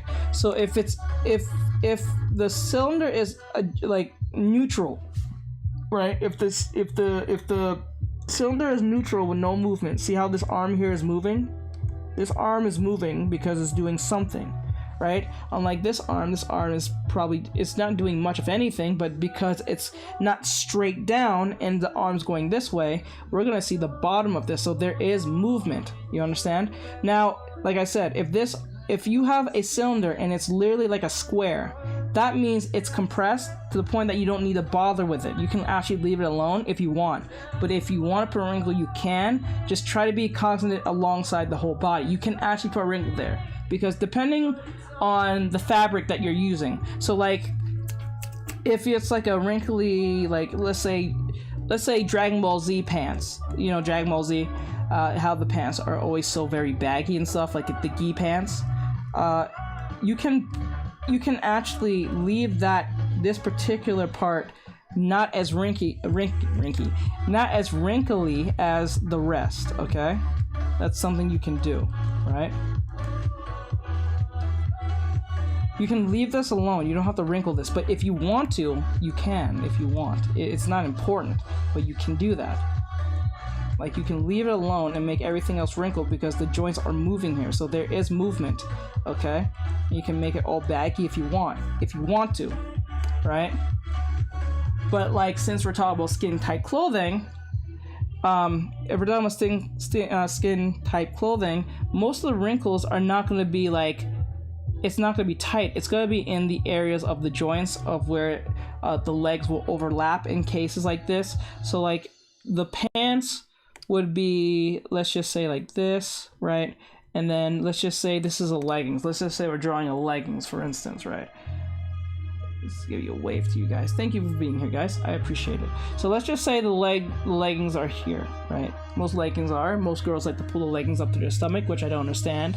But I guess that's just a thing for girls, because leggings are supposed to be at least down here, but it is what it is. So let's put the leggings here. Alright, we're gonna make sense out of this. Because since leggings are very like skin tight to the body, I don't need to do much except leave them pretty compressed. Now, let's just say the leg is moving, which is right here. There will be a bit of wrinkling, but it's not going to be what you think. It's going to be like this. Well, not even like that. It's going to be like it's going to be a bump, and then it's going to just connect right back. Because remember, it's skin tight. So skin tight, it's going to be like this. If anything, it's going to be skin tight in the areas like the crotch area, a little bit where the knee is, but everything else from that point, it's not going to wrinkle. It's just not, because it's skin tight. Skin tight things do not wrinkle. Only if it's like a knee, a back of the knee in the sense of like the literal back of it, or the crotch area, or a twisting of the body. So if the body was twisting, there will be a little bit of lines being pulled, but that's it. There's not gonna be a bunch of this and a bunch of that, but it's not a jacket, right? So you have to make sense out of that, right? Same thing with the breasts. Like if she was wearing a skin tight shirt right now, what will happen is, like, let's just say make this into a, and then we make this like a love shirt, like give it a heart. But what's gonna happen, we're gonna space this a little bit, make this a little, right? And then we're going to go like this.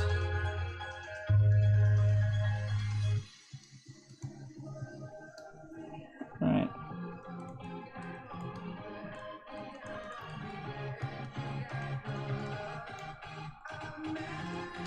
Okay. It's because it tucks the belly in, no overspill. Or you can also do that. You can also put the stomach like this. That's possible, depending on how much of a fupa they may have, but most cases when girls go work out and stuff like this, they still do it anyway, but like you said, no overspill. But there's some girls who actually leave the leggings right under their stomach, but it's very rare when I see that sometimes. There we go. So like this. So like this is how it would pretty much work, but since I'm doing this sketch-wise, and I would do this a lot more refinedly, I'm just trying to convey to you guys what you should be looking out for. It's not about making a whole shirt like that. What's the point is trying to make sense of where the wrinkles will be and stuff like that. If anything, to make this even more 3D, I know that most leggings have a bit of an ellipse line of their own, depending on what you're trying to do, especially if it's like a workout outfit or where the case may be. So I'm going to take these away real quick just to give you a sense of what I'm talking about. I'm going to take this away, right? And what I'm going to do is give it ellipse lines, it'll be like this. So it feels like she's actually wearing something instead of just having a blue line around her body. Okay? See how that works? Okay. Now, and then remember, you can also do this. You can put a ellipse line around here. Oh, around here like this. Right. Like that. And then make their stomach like that. That's usually made for shading. This situation is more for a shading situation, but I'm just putting it there for the indication that there is a stomach in the leg. Oops, there's a stomach in the leggings, so you guys have a clear indication of what that is. Okay, and then you can put some shading here depending on what you want and stuff like that. So always be careful of that. Hold on, let me deal with this. Away. Okay, so that's pretty much what that goes with. Proportions with proportioning is hard. It is, but with a good sense of practice, you will get it eventually.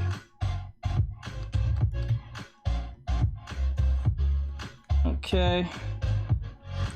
You'll get it, trust me. I know it's a bit tricky, but if you really just buckle down and watch some videos and stuff like that, it'll be much easier, trust me. Okay. So like that's one way of doing things, and remember, you can get away for the breast being the way it is, having this crease, but not a lot all the time, only in certain situations when the outfit is really tight. The breast will sometimes have this, but if it depends on what the outfit is, like Evangelion type stuff, so the breast wouldn't like crease in the middle, because if it's that tight, what's gonna happen is it's not even gonna crease, it's gonna just bunch together like this. Okay, it's only sometimes rare when that happens. It really depends on how thin and how like skin tight it is. Okay, so what we're gonna do, we got leggings out of the way pretty much. This is pretty much a leggings, and then sometimes you can also put a little bit of a bump where the leggings is, so you can show that there's you can also, actually no, better yet, you can also put lines like this.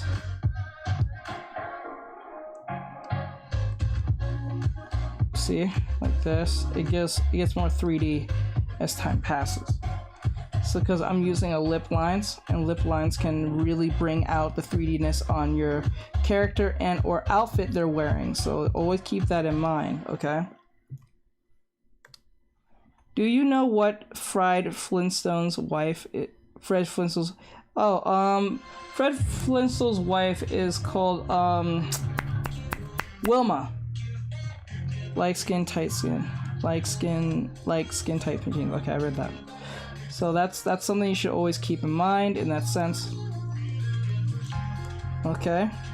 So we already did pretty much leggings in that sense. Now when it comes to jeans, it's a different story. She's looking mighty fine, friend. Thank you.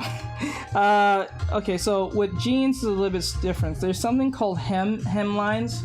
Hem lines are pretty much the indication of where, based on perspective, where the pants will be hanging. So, like for instance, since we're wearing jeans, I'm gonna have her wearing jeans. Jeans are gonna be a little bit more looser, but yet still kind of skin tight. Not skin tight, but it's gonna have its moment. Okay.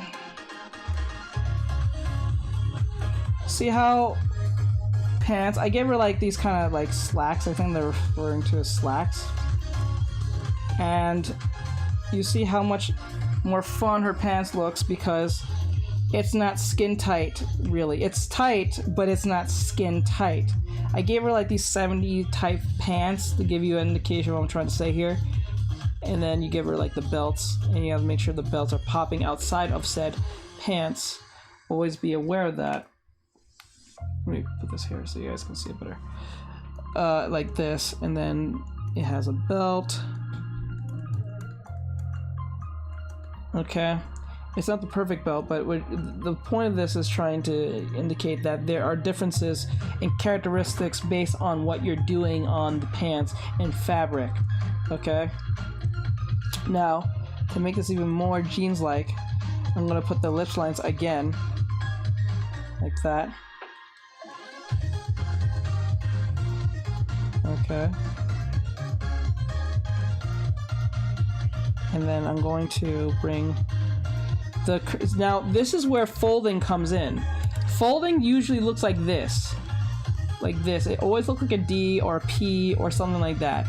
It's never just a line when it comes to jeans like this, because jeans are usually like down like this, pants is like this, lines like this, and like this, because there's a lot going on in the crotch area for women in those cases. So like we're going like this, and because it's jeans, it's easier to make it feel more heavier, because remember, heavy clothing usually folds a lot more than clothing that is thin, because heavy clothing, depending on how tight it is, really isn't all that tight. It's usually just heavy, and because it's heavy, it tends to fold more often. Okay, so like if I put a what do you say, like pockets, for instance, I'll give her pockets.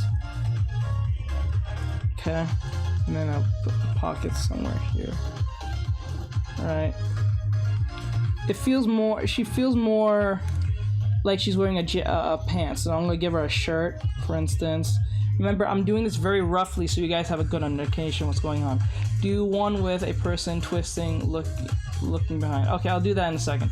How do you do a multiple folds and make it look natural? Okay, like I said, I don't know if you was in here before, but always know, one, to make it look natural, or at least know where to go.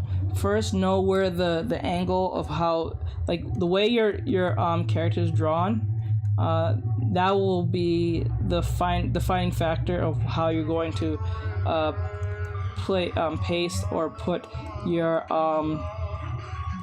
outfit. So like, for instance, I'm gonna make her wear this sweater, right? What's happening here, if you look closely here, I'm gonna zoom in on this. Are you working out? Them resistance bands are crazy. You like them? Okay. Okay, see from right here that because I'm making her wear a sweater with this jacket, with this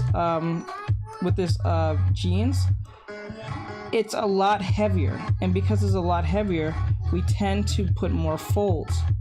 Okay, like this. We're putting folds. I'm not putting a bunch of lines, because when you put a bunch of lines, it makes it look tight, right? But if you put a bunch of folds, because you're using a sweater, because we know the fabric we're dealing with, because sweaters don't wrinkle, they fold. So like this and like this.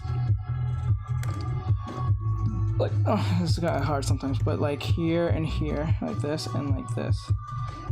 See how like we have these little curves here?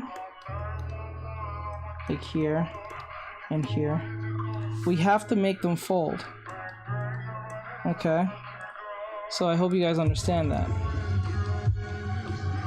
Okay? And then I'm gonna put like this, like that. Alright.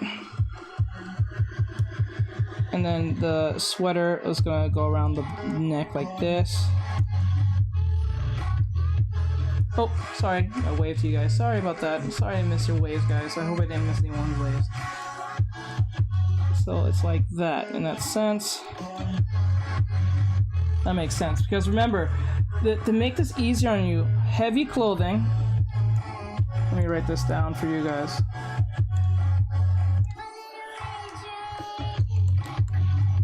Heavy. Oops.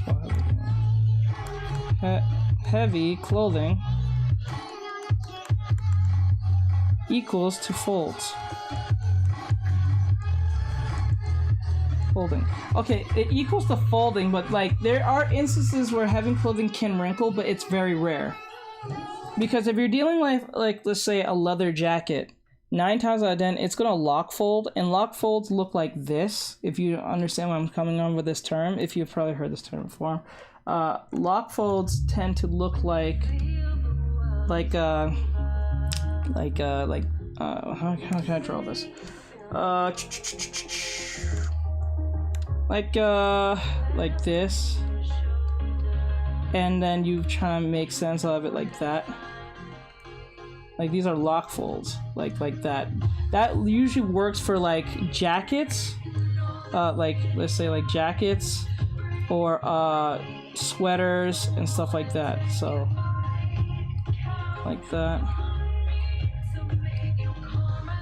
like it's like stuff like that. It looks like this.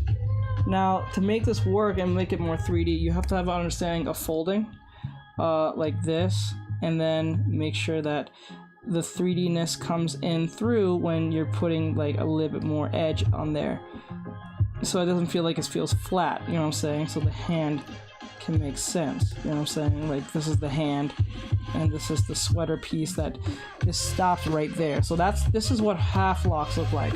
They're like halfway in, and then they stop in between. All right, but this only usually works with sweaters. It works with leather jackets. It can work with t-shirts, but like it can work with t-shirts, but it's usually so wrinkly to the point that you don't even kind of notice it most of the time. So it's all the time, or most of the time, the wrinkle be a P shape. Yeah, like the wrinkles will be depending. Like you're gonna find these type of wrinkles. The I call it the Bakugo wrinkles because you can make an eye out of it. Think about it. Like if I right now were to make an arm and line it like this, right? Oops, I don't know if you guys can see it well.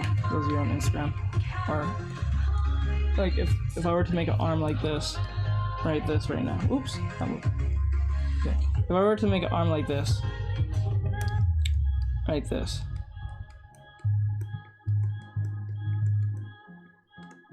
and then I were to make an eye like this, and then like this. You can do it like that if you want, and then see what's happening. What I think most students don't pay attention to when it comes to doing wrinkles is that they focus on what's going inside.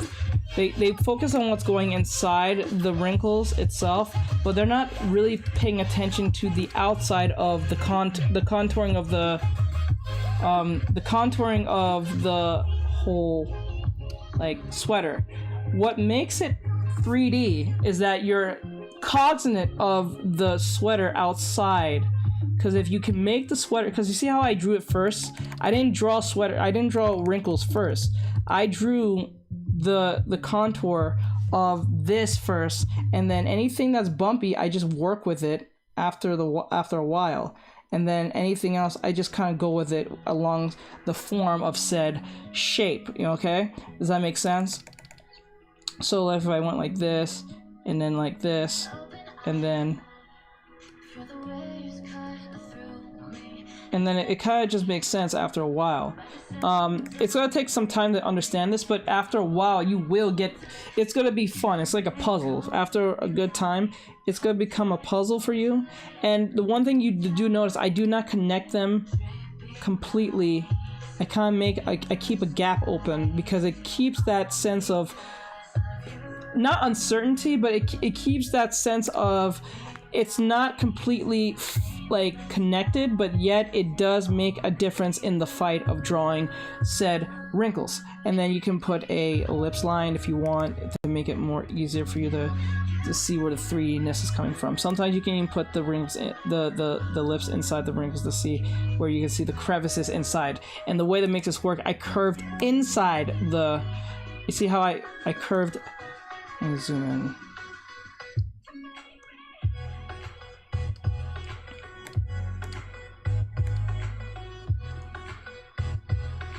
Okay, let me see, let that load in and I'll show you guys what I mean. So like, the ellipse line can be your friend. Ellipse darling. Oh, I like how your name is Eclipse. Eclipse darling. Okay, oops. My bad. That's not for you guys.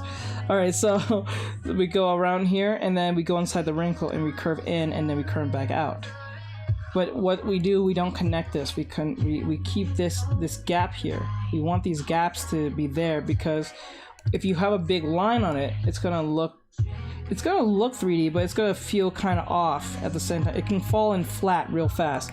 So what I would do would keep some gaps here and there to keep it more 3D, because your brain will somehow, this will reinforce your brain to see it more 3D than try to force it to be 3D on your own. It's a weird thing. It's a weird situation, but it does work. What about coloring the wrinkles? Now, that's something I'm still working on myself, but wrinkles, you can get more 3D out of it when you use wrinkles than just ellipse lines, because it can feel more natural in that sense. Now, I think in situations like this, you have to make sure that your lines are literally thin. It depends on where, okay, so for instance, it'll be probably wrinkle inside the wrinkle itself. So I would I'll put shading inside the wrinkles. It'll make it easier because you know that the wrinkles are they're just crevices. So like look at it as like a crevice. Like say like Dragon Ball Z when they make a giant crater when they shoot like a blast or something. You know it's gonna be dark in there because it's literally a crater. So that's how you have to look at it in that sense. I know that's probably not the best analogy, but I'm hoping that at least works. It's something like that, but that's something I'm still working on myself so I can explain it better to you guys, because sometimes the shading process of doing wrinkles can make it look flat real fast if you don't know what you're doing in situations like that. So it really depends on how you look at it in that sense. Okay, like this. Okay, so like we have our stomach here, and then now this particular shirt doesn't really work because you see how straightforward this looks? We don't want it to look straight, we want it to look natural. So the best way to make it natural is to be as loose as possible, but don't make it loose to the point that it looks like it's a water shirt or something. It doesn't look right. So the best way to give sense of bending to a shirt that is a sweater, you have to give it like a bend like this. Like this. And then give it 3D-ness with its lips like that. So like it makes it more easy to resonate with.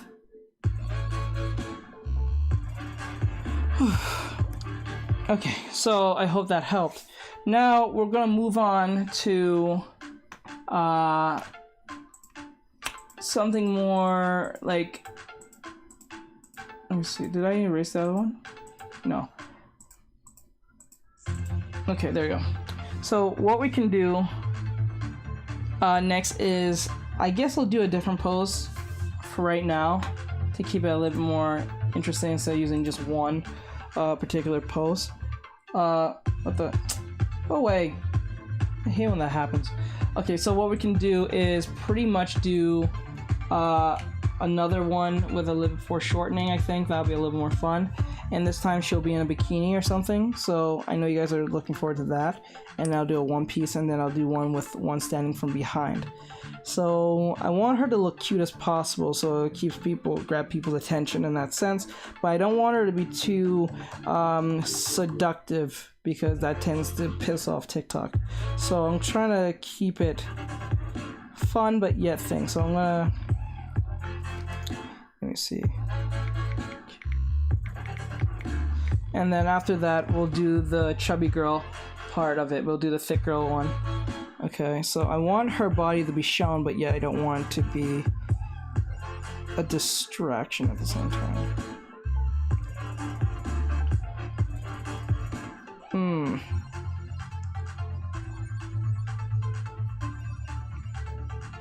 Okay, I guess I'll go with this one. This one's kind of... So, like this, make the head like this. With the arms. Okay, like this. A little foreshortening.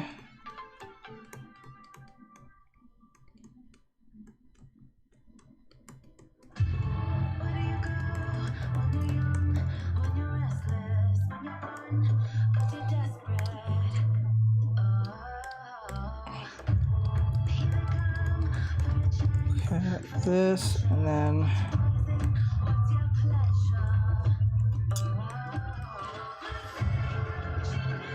Okay, the knee will be here.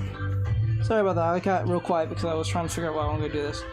What about coloring the wrinkles? Okay, Halloween version of bikini. I don't know if I'm gonna go Halloween version. Hello, Firewolf. Thank you for the badge. You're welcome. Love watching you draw. Oh, thank you. I appreciate it. Thank you, guys. But I can't stay long. Oh, I wish you can stay long. Oh, but I hope. Just to let you know, Firewolf, if you want to rewatch this again, this will be on Instagram. This will also be on YouTube. It will be on Twitch as well. So if you want to always go back and look what I'm teaching, my stuff will be here all the time for you guys to refer back to if you need it. So there's always a great chance of you always getting a chance to rewatch it, and they won't be deleted because I have to play copyright music, non-copyright music, so I don't get in trouble with I guess YouTube. So you guys can always jump to YouTube if that's more reliable for y'all. So there you go. But thank you for the badge. I do appreciate it. I do, much so, bro. Thank you. Okay, so let me put the feet like this. This. The legs are gonna be like this. Okay. The body's gonna be like this. Booty's gonna be out like this. I want her legs to be like here. Okay, so now what's gonna happen is that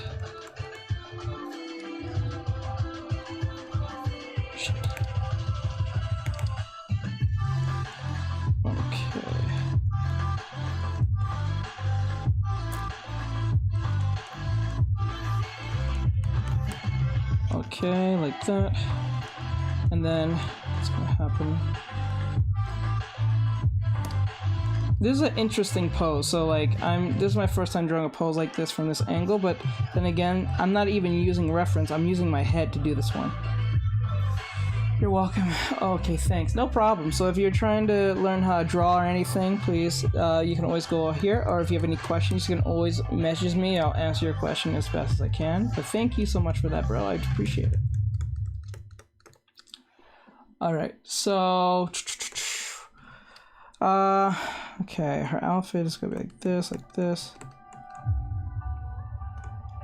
Okay. Stomach's gonna be poking out like this. Breast will be out like this.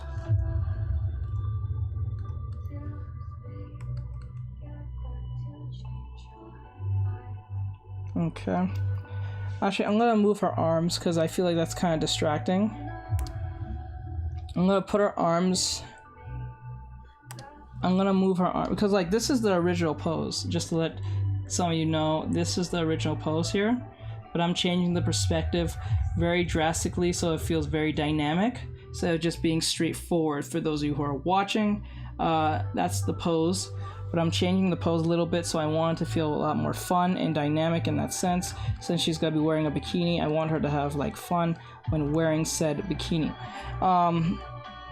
Let's see if I can make sense out of this though. Trying to make this make sense. Now her head wouldn't be directly up top like this, because since we're looking at her from a bottom down perspective, 9 times out of 10 her head will be about here. Because we want her head like this. If that makes sense.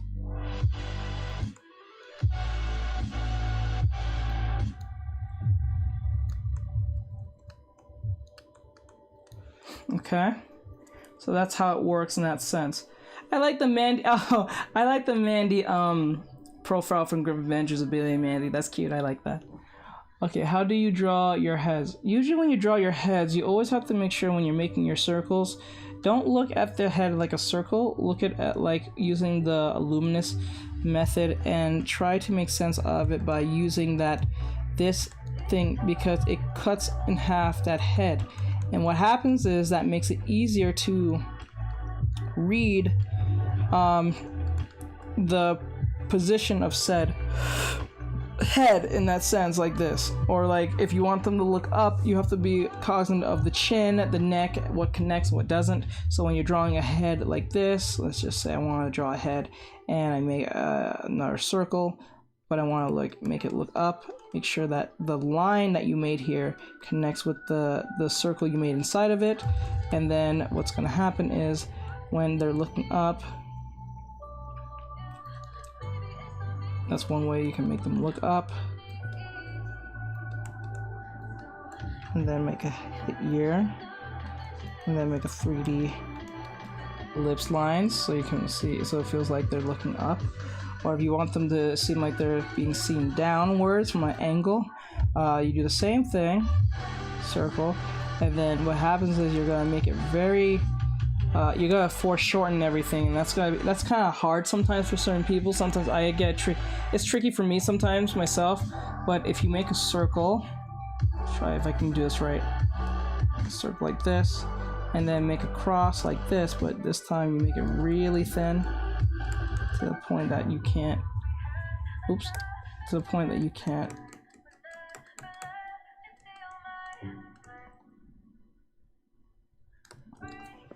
like that, like that, and then you can make it like this. So there's so many angles you can do this from. So like, number one thing I always say, make a head, make a circle. Step 1, circle. Step 2, make a circle inside that circle, very flat. And then number 3, make a cross, but don't even make a cross yet. Make a line, a ellipse line. That ellipse line will indicate the visor. It will be the visor to your face. Anything else from that point, you're just constructing the literal head. Okay, so like I'm gonna say this then. Step one, make a circle. Step 2, make a circle inside that circle. Step 3, use this circle and make an ellipse line around it, or in any angle you want. You can make it go down this way, and that will give you a sense of direction of where that is going. Okay, and then you connect everything from that point. Okay, that's how it usually works. So I hope that helps, or at least answer your question. So you can do this again. Like, I'm going to do it one more time. Head, make a circle inside that circle. You make a visor, and then you make a line, cross and or line, depending on the angle and how you want it to look. So like, can I erase this? No, that didn't mess anything up. So that answers your question. Once again, circle, make another circle. You can put on any other angle if you want. You don't have to put on that one angle I put it on. And then you make the visor. This is the visor. The visor is the very eyes. It's pointing the direction of where your eyes will be looking. So that's why I call it a visor. Think of like Halo, or like Destiny, or think of like I don't know, some Power Rangers. Think of that. That's the problem I have with my head. With the visor, or just in general? That's how you draw heads. That's how you ultimately draw heads.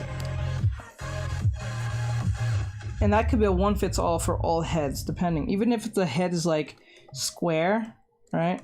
Say the head is square for whatever reason, right? I make circle, and then I make a triangle visor, and then what happens is, from that point on, depending on how I'm trying to draw this head,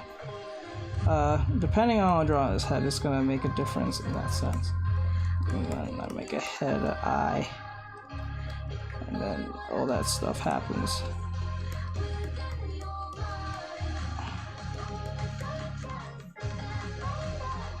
You know what I'm saying? Like, it's something like that. I don't know if you guys can see it well, but oops. I don't know if you guys can see it well because it's kind of thin, but like, it's like that.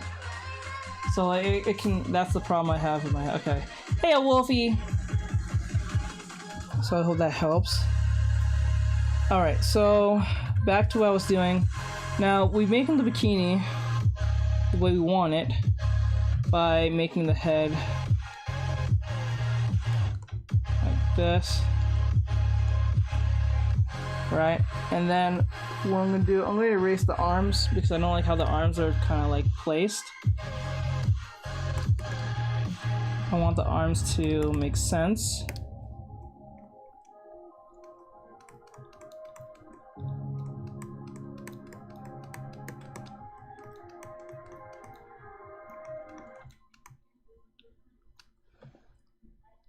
Actually, I want it to be like this,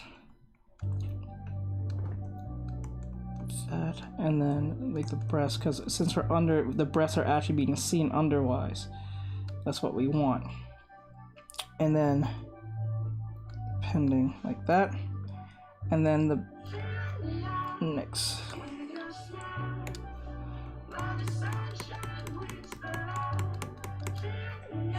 I don't like how this is looking from this angle. Okay.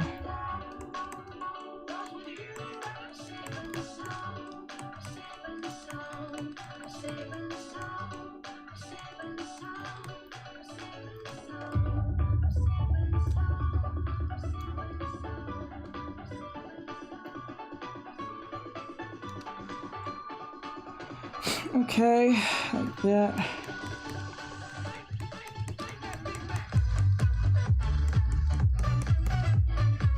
Okay, now what's gonna happen is that when you're drawing like bikinis or anything like that, you have to be very aware that well, there's nothing really to be aware of because when you think about it, it's just pretty much a skin tight or just skin filled like outfits that's on the body for it to be a dummy. It's pretty much a dummy thing. You think about it. Let me put it like this. Make it more 3D because it looked kind of flat for a split second there. It's a weird thing because like I'm gonna turn this down. What I'm gonna do is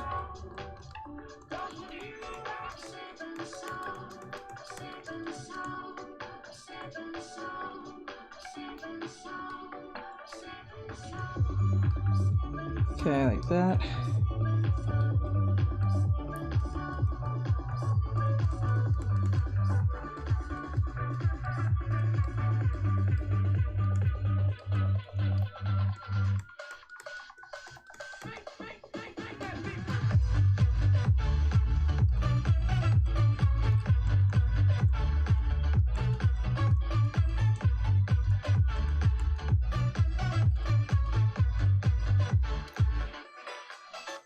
Okay, so what certain outfits can do, especially like bikinis or like even high top. Like, let's just say I gave her like thigh highs. I think it's called thigh highs. It does this thing where it kind of like squeezes onto the body.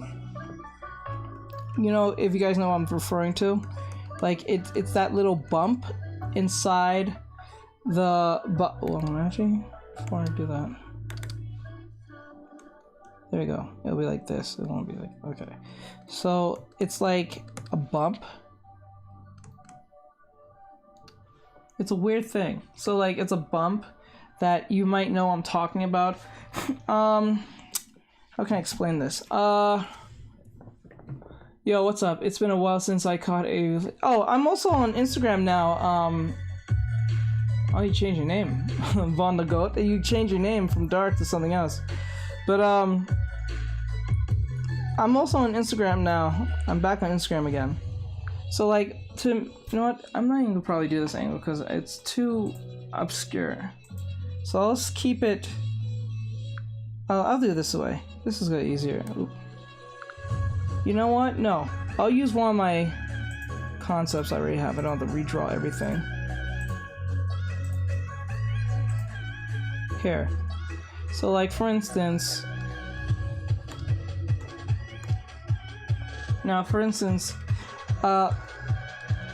with this, it really depends, like, okay, so what I meant by the bump, I meant like if you were to do this, wait, is this on the same thing?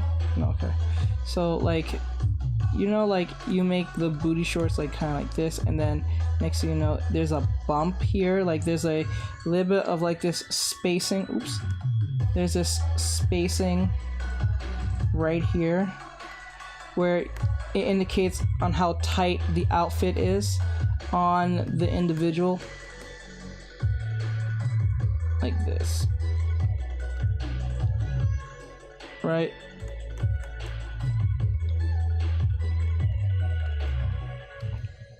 Like there's a bump.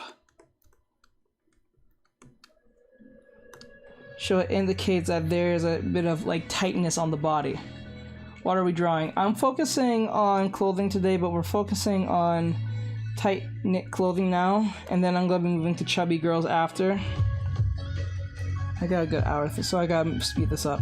So it's kind of like that. So like if I put like this. Okay.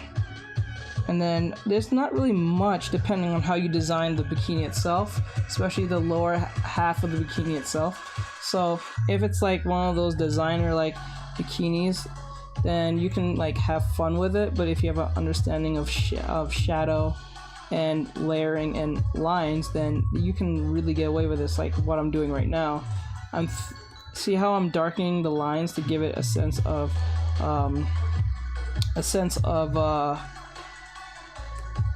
like depth, I guess you can say, like that. And then what makes this thing reinforce this even more, you can look closely, and then I would take away these lines here, like just totally take away the lines that are here. And what's gonna happen is that when doing this,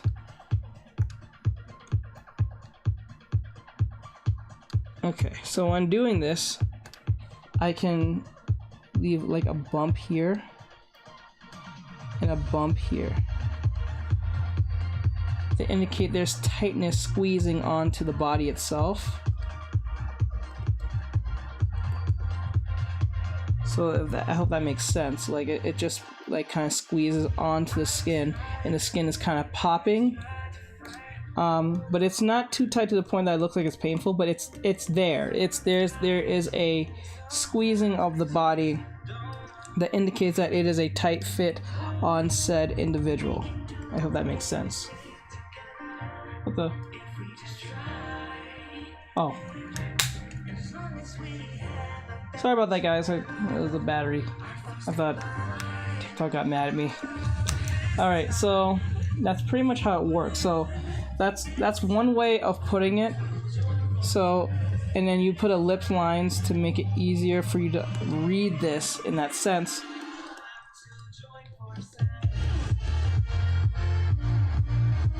So, and then like for instance, for here, depending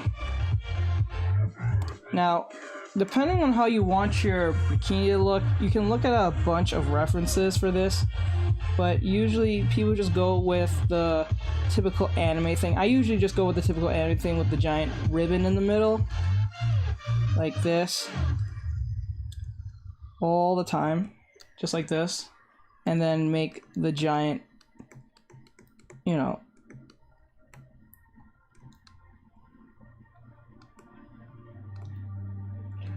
and then make the creases right there, in that sense, like that. You know what I'm saying? So it indicates that there is a sense of breast there. Okay. Okay. So we have our bikini here, and then we, depending on how you want your bikini to be, it could be like a strapless bikini that's wrapped around the back, which can work. But if you want to show like a certain design, like it goes around like this,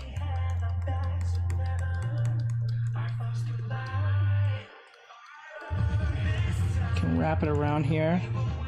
It makes sense, all of it, just like that.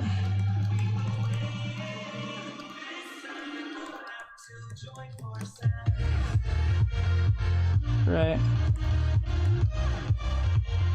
So that's one way you can make a bikini easy without no issue, because you're having an understanding on how to like leave ellipse lines, make sense of it. You can also like bring the nipple through if you want, but I wouldn't do that. It's not all that serious, because I think most bikinis are usually very padded in most cases anyway, so it doesn't really make a difference. So that's one way of putting it. So there's many ways to design a bikini the way you want, and then also you have to be sure when you're doing this, you have a crease on the crotch where the crotch here has a line, so it indicates that it's skin tight where it is. You know what I'm saying, like that.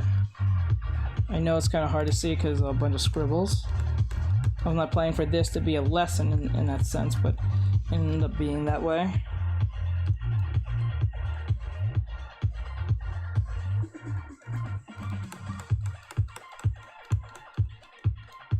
Okay, I make some thicker lines so it indicates that there is depth in the bikini itself. So, okay.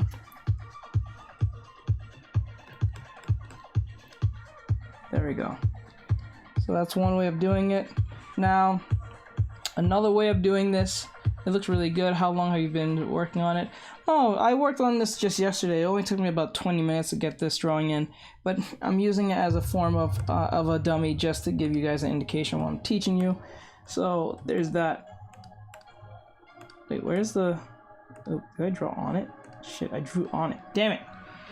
Ah, I hate that. Okay, so what I'm gonna do is... That's why you gotta pay attention to what you're doing. So I'm gonna take away this. Okay, I'm going to...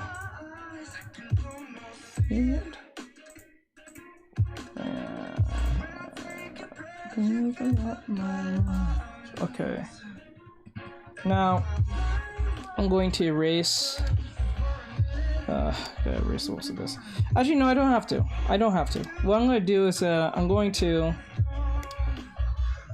What's going to happen is that I'm going to try to make sense out of this by... make this into a form of a one piece now. I'm going to see if I can do it. So it's really easy to make a one piece. It's usually one leotard. It's not hard to design. It never truly is. So like with the leotard, if anything, it's just, you kind of just put it all together. You kind of just connect everything. Especially if you already made the one piece. If you already made the bikini, making the one piece is easy from that point. Like, it's just everything from that point is pretty much easy to deal with in that sense. And you don't have to worry about too much about it. It's like an afterthought. You don't have to really think about it. The only thing you probably have to put is like a ellipse line here and there. And then you take away this. All this take away. You take away this. Because there's no real wrinkles like that, to be honest. The only time there's a wrinkle is when there's a literal dramatic move, like I don't know, the breast actually moving, or like them curving themselves or twisting their bodies real like dramatically, or whatever the case may be. So there's that. So you can get away with a lot doing this. So like for instance, and then to make this even more easier, you can just kind of just color all this in. Like if I just color this all in, it'll make it easier. I'm gonna just take this away, right?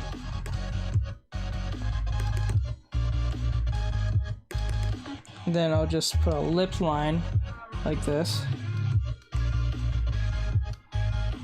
Right, like this.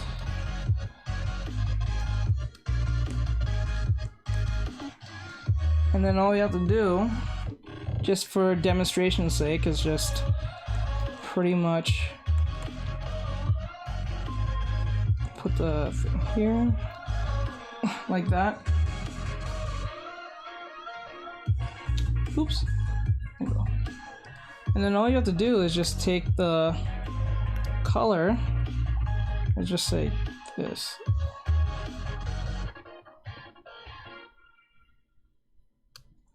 So let's use like yellow or something.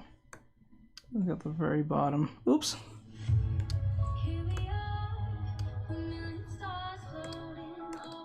And then to make it easier, you can just literally just color everything, and then you already have your whole leotard from that talk. Like that's the funniest thing. Like it's such a one-piece thing.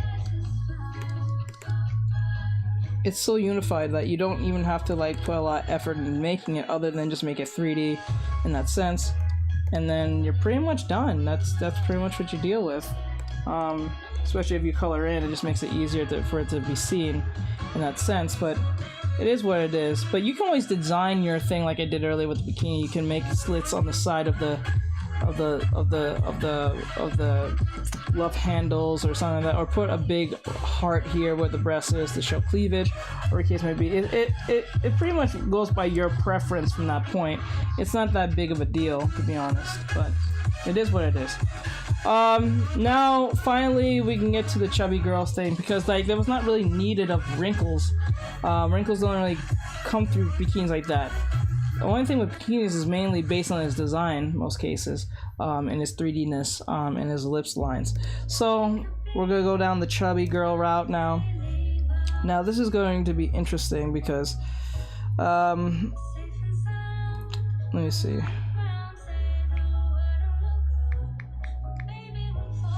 Okay, so with plus size, it's not as hard to deal with. It's just a more okay, I see this. It's a lot more emphasized. That's it. Everything's just pretty much emphasized. Like for instance, how can I use like a better example? Is that even considered? Okay, like, okay, for instance, I'm gonna draw.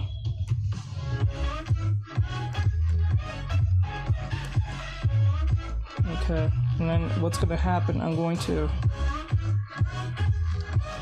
same thing as what I'm doing with the more leaner versions of them. I'm gonna do like this, and then what's gonna happen is I'm going to okay.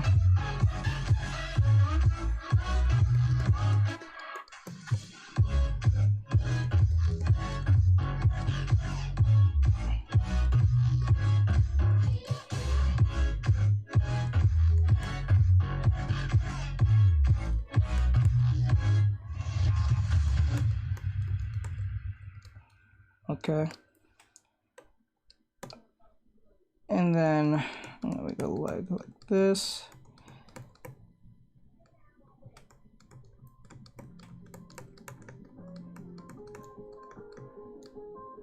Okay. And then the knees are here.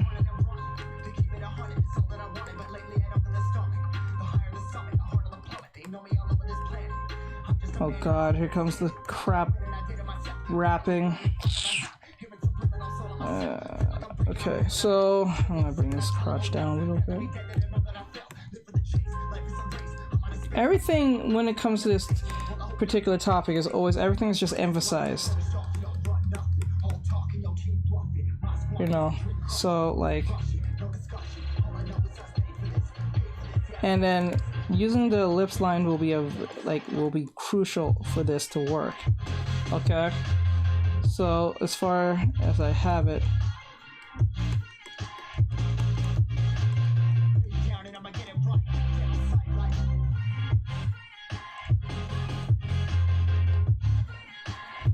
okay, let's that do this thing.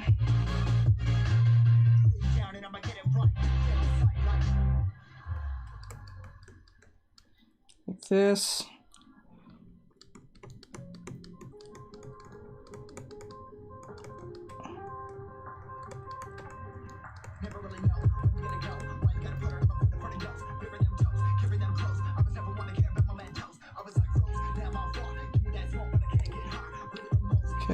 this. No, no, no, no, no, no.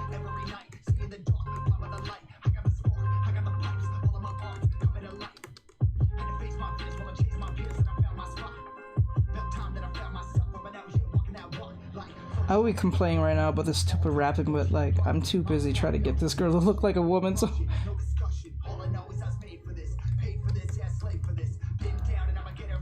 okay. And then the breasts will come like this. Okay. And then we're gonna bring the arm. The arms are very like this is probably the hard part. The only thing that's hard for me here is like the arms because they always look either too muscular looking or they look weird. It's either one of the two.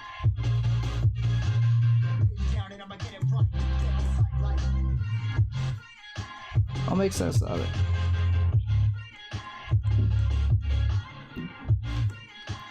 Okay. I got the hand here.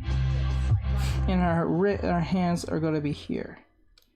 Her hands is about here. So what's going to happen is that I'm going to curve like this, and then the arm will go like this, and then like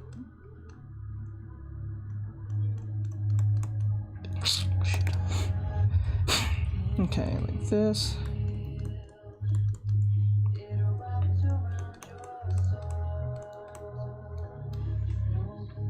Okay, I'm gonna fix the arm in a little bit. I just want to get this crotch.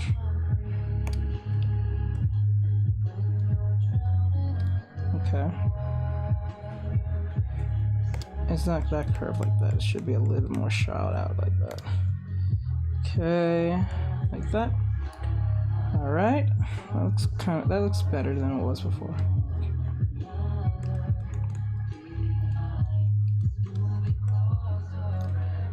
Okay, so like that and like this.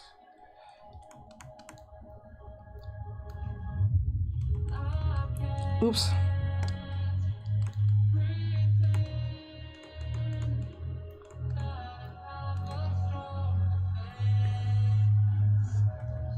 Okay.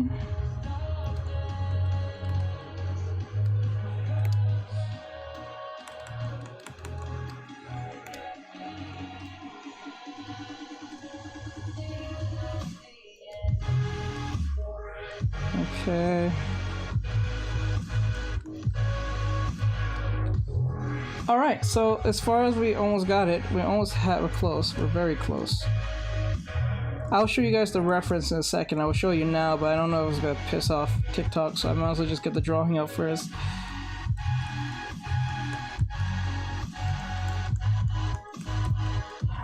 Okay, see, now the arm looks too problematic because you see how the arm is just, it looks kind of weird. It looks kind of like it's warping. I want to fix that. So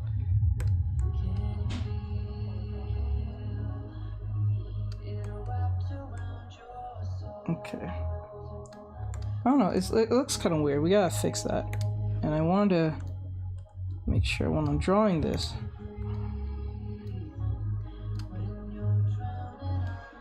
Okay, so we got the arm like that, and then we get the arm like this.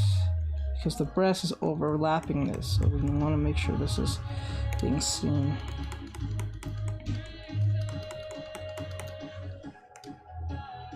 Yeah, a lot of people get really weirded out that they realize I can draw overweight women. It's a funny thing. It's not something I draw, but when they do ask me, I can draw it. It's just like I just don't do it a lot, and when I do it, I get a lot of praise for it. It's weird. It's a weird thing. It's a weird thing. I never understand what was such the hype behind that. Like, I think one of my highest videos is the one with the chubby girl one. Like, the chubby girl, how to draw chubby girls on YouTube. It's one of my highest videos. I was like, it's weird.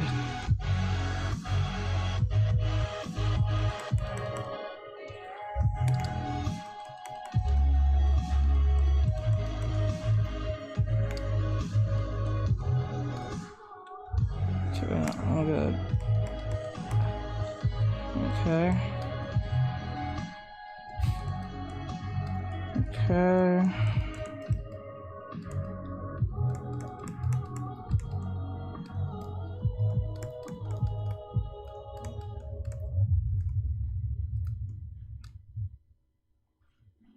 Okay, and then I think the leg here, it does meet with each other, but this leg overlaps that leg. Okay, there we go. And then the emphasization of the butt is here. The waist is really emphasized here. The arm. Okay. And then the problem with the arm here is that I think I made it too straightforward, like she's breaking her arm, so we need to fix this part. That, oh shit.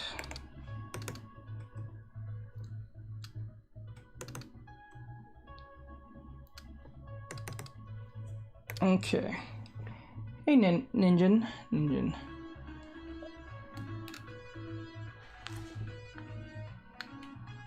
Okay, just try to make that stay there. Okay, there we go. Okay, so there is... Oh, wait. I'm looking at this weird. Oh! Son of a bitch. Hold on. I think I know where I messed up. Not much, but I messed up somewhere. I messed up right here. This part is not clothing. I thought it was technically clothing, but it's not. The clothing is right about here. It kind of stops from right here. Don't know why. Strange. But how do I make sense out of this? So I gotta make this like this, make the arm like this, and then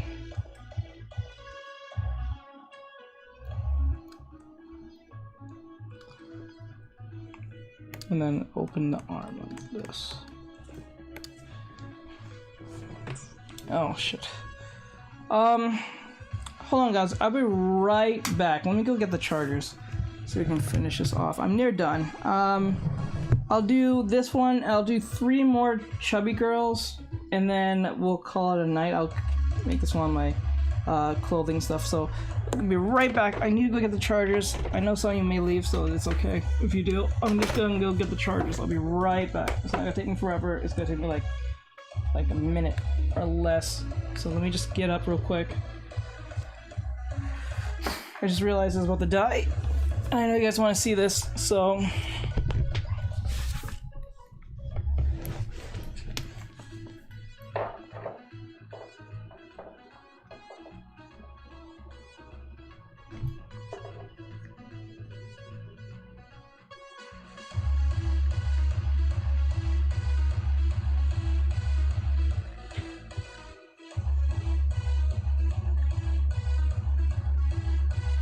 Okay.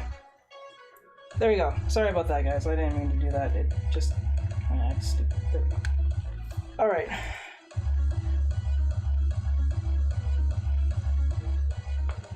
Oops. There we go. Sorry about that, guys. Trying to keep those for TikTok and Insta. Trying to keep the... There!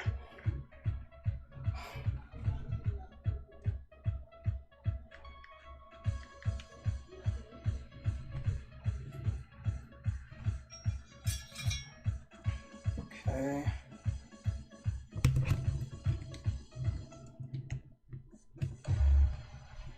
Okay, plugging that in.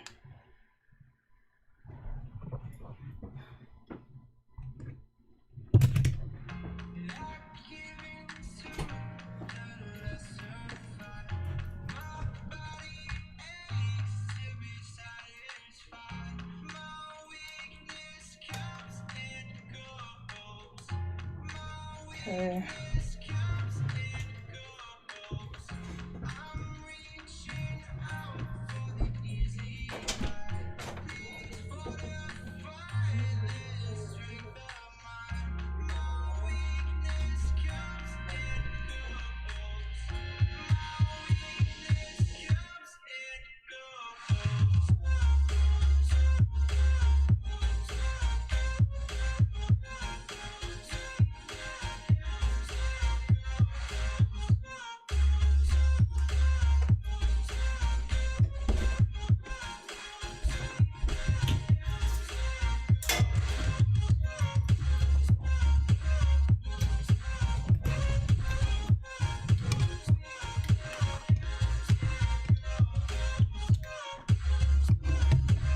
Okay, there we go. I'll be right back.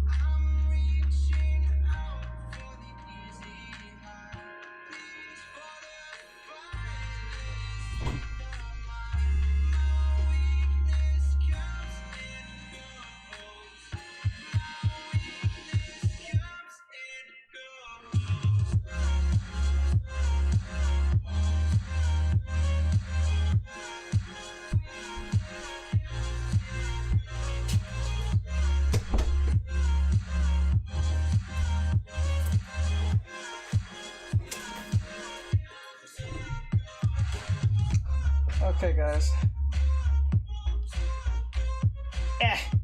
Move. Yeah, there we go. Sorry about that. I finally got everything back to normal. Okay. Plug that back in. Let's pull this out here. I'm so sorry about that, guys. Okay, there we go. There we go. Back to what we're supposed to be doing.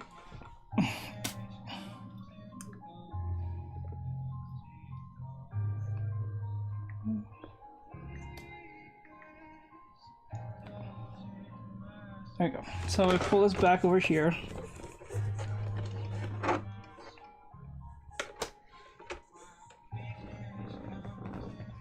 Plug this down.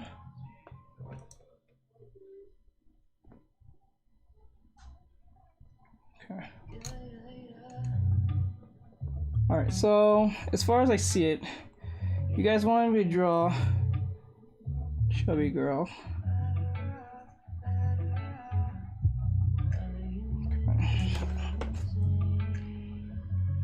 Or plus size model or something. So I'm not too happy with the arm. The arm is bothering me. That's my main problem right now.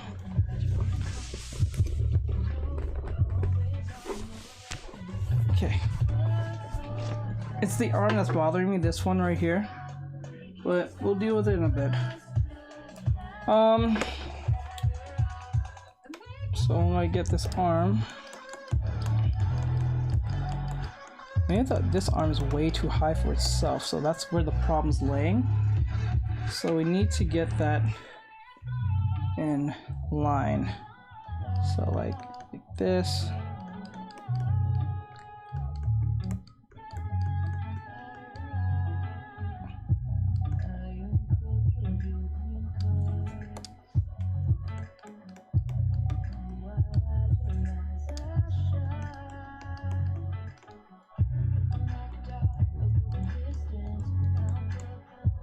Okay, I think that's a little better. It's not perfect. I think the arm's a little bit too high for its own good. About there, I think. Okay, that's a lot better, I think, in my head. Okay. I think that's better. Now we can just deal with the head the way it's supposed to. Okay.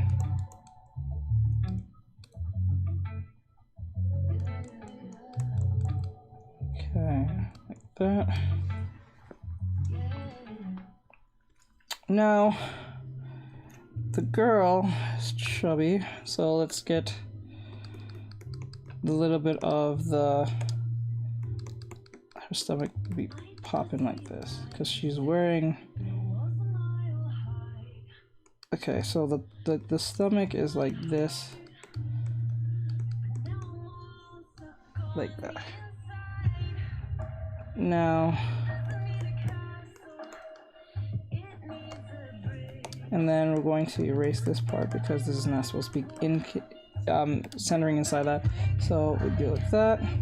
Now, if you guys are wondering what the reference looks like, you guys tell me. You guys give me hearts if I did it right. Did I get close to the character, to the female? I think I did.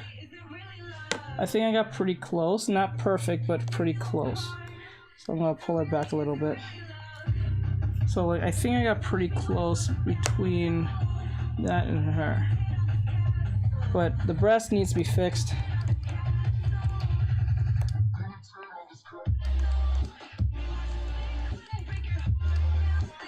I think that's how the breast should be.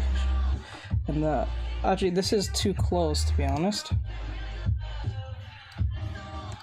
I'm gonna pull this like this. Okay. And then this is going to be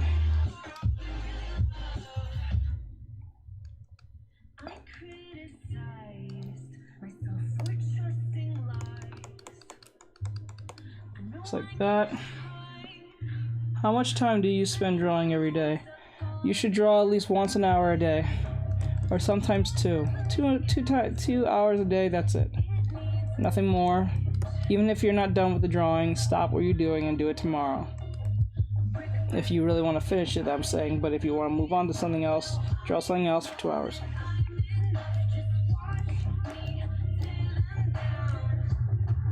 Now, her outfit has a like this, like a ribbon or something going on, like. But she's wearing a legging, so what makes this easier is that I make the leggings like this. It doesn't really tell me what type of shoe she's wearing, which is annoying, but I'm gonna leave it be. I don't have to actually draw the feet because the point was to draw the body itself, not really about the shoes. The shoes can come last. We don't have to put it there if we don't want to. Just to save me time because I'm just being lazy, but yeah, that's pretty much what's happening here. And her neck isn't rounded like this. Her neck is literally like this. Now she's wearing a bit of a thin like outfit, so the outfit's gonna go like this. Not thin, but it's a thin top. It's like this. So, and the outfit goes like this.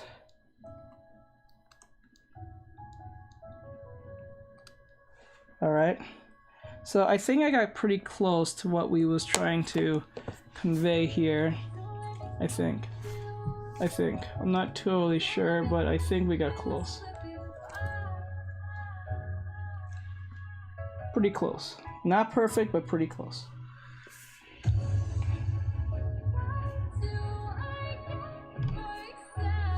But I hope you guys enjoyed this. I hope you guys can learn something from this. So like what you should learn when drawing girls who are plus size usually in these type of situations. What you're supposed to look for is that the emphasization of their bodies. So what happens is that their bodies are emphasized nearly everywhere. Like the thighs are really emphasized, they're widened out. The arms are quite wide from the beginning of the shoulders to the forearms, I think. And the breasts are usually big in most cases. It's very rare if I don't think it's impossible for a girl to be overweight and not have big breasts, by the fact that even if she has natural big breasts, she can also have big breasts in the sense of being overweight as well, so that can work. But I don't think there's girls who don't have technically have no breasts and they're overweight. I don't think that's possible because the fat has to distribute everywhere. I don't think that's possible. There's probably a possibility that's happened, but I don't think that's really unlikely to happen. But I could be wrong. I don't know. But I don't think it's safe to say that's hardly hard to happen.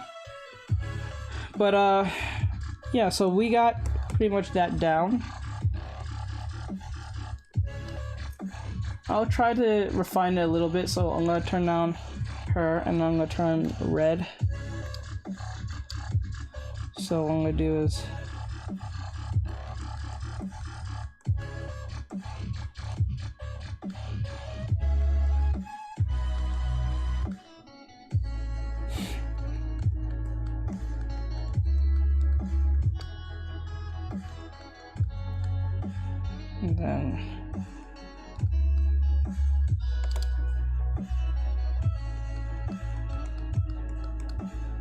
and then it would put a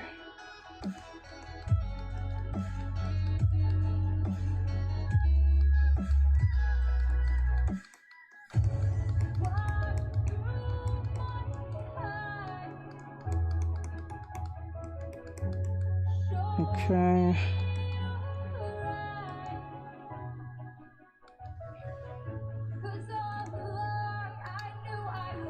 Hello.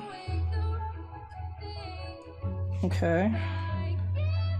And then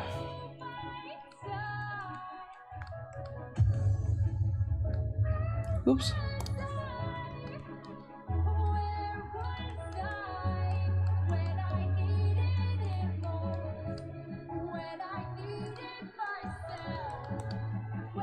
Okay. Hello, Clarence. Clarice is Clarice. Hello, Clarice.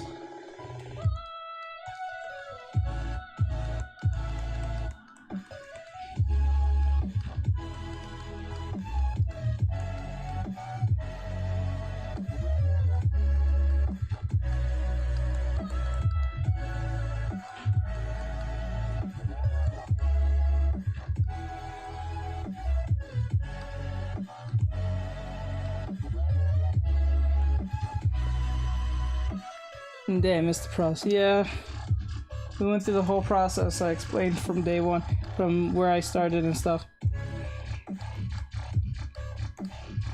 Sorry about that, bro.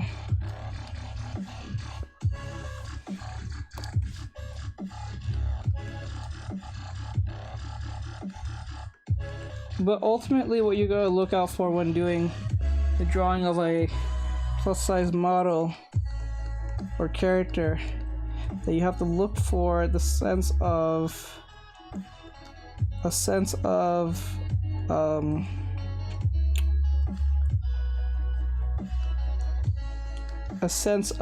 you call it, emphasization of their bodies, because that's what pretty much what a plus size model is. But sometimes the emphasization can be very obscure, because it oh, thank you for the that youngin. Oh, thank you. Hey, Yuki. Hey, have you been here? So, Yuki, I think I've seen you before. Have you been here before a long time ago? Because I just got back getting on Instagram again. Hey, Comberg.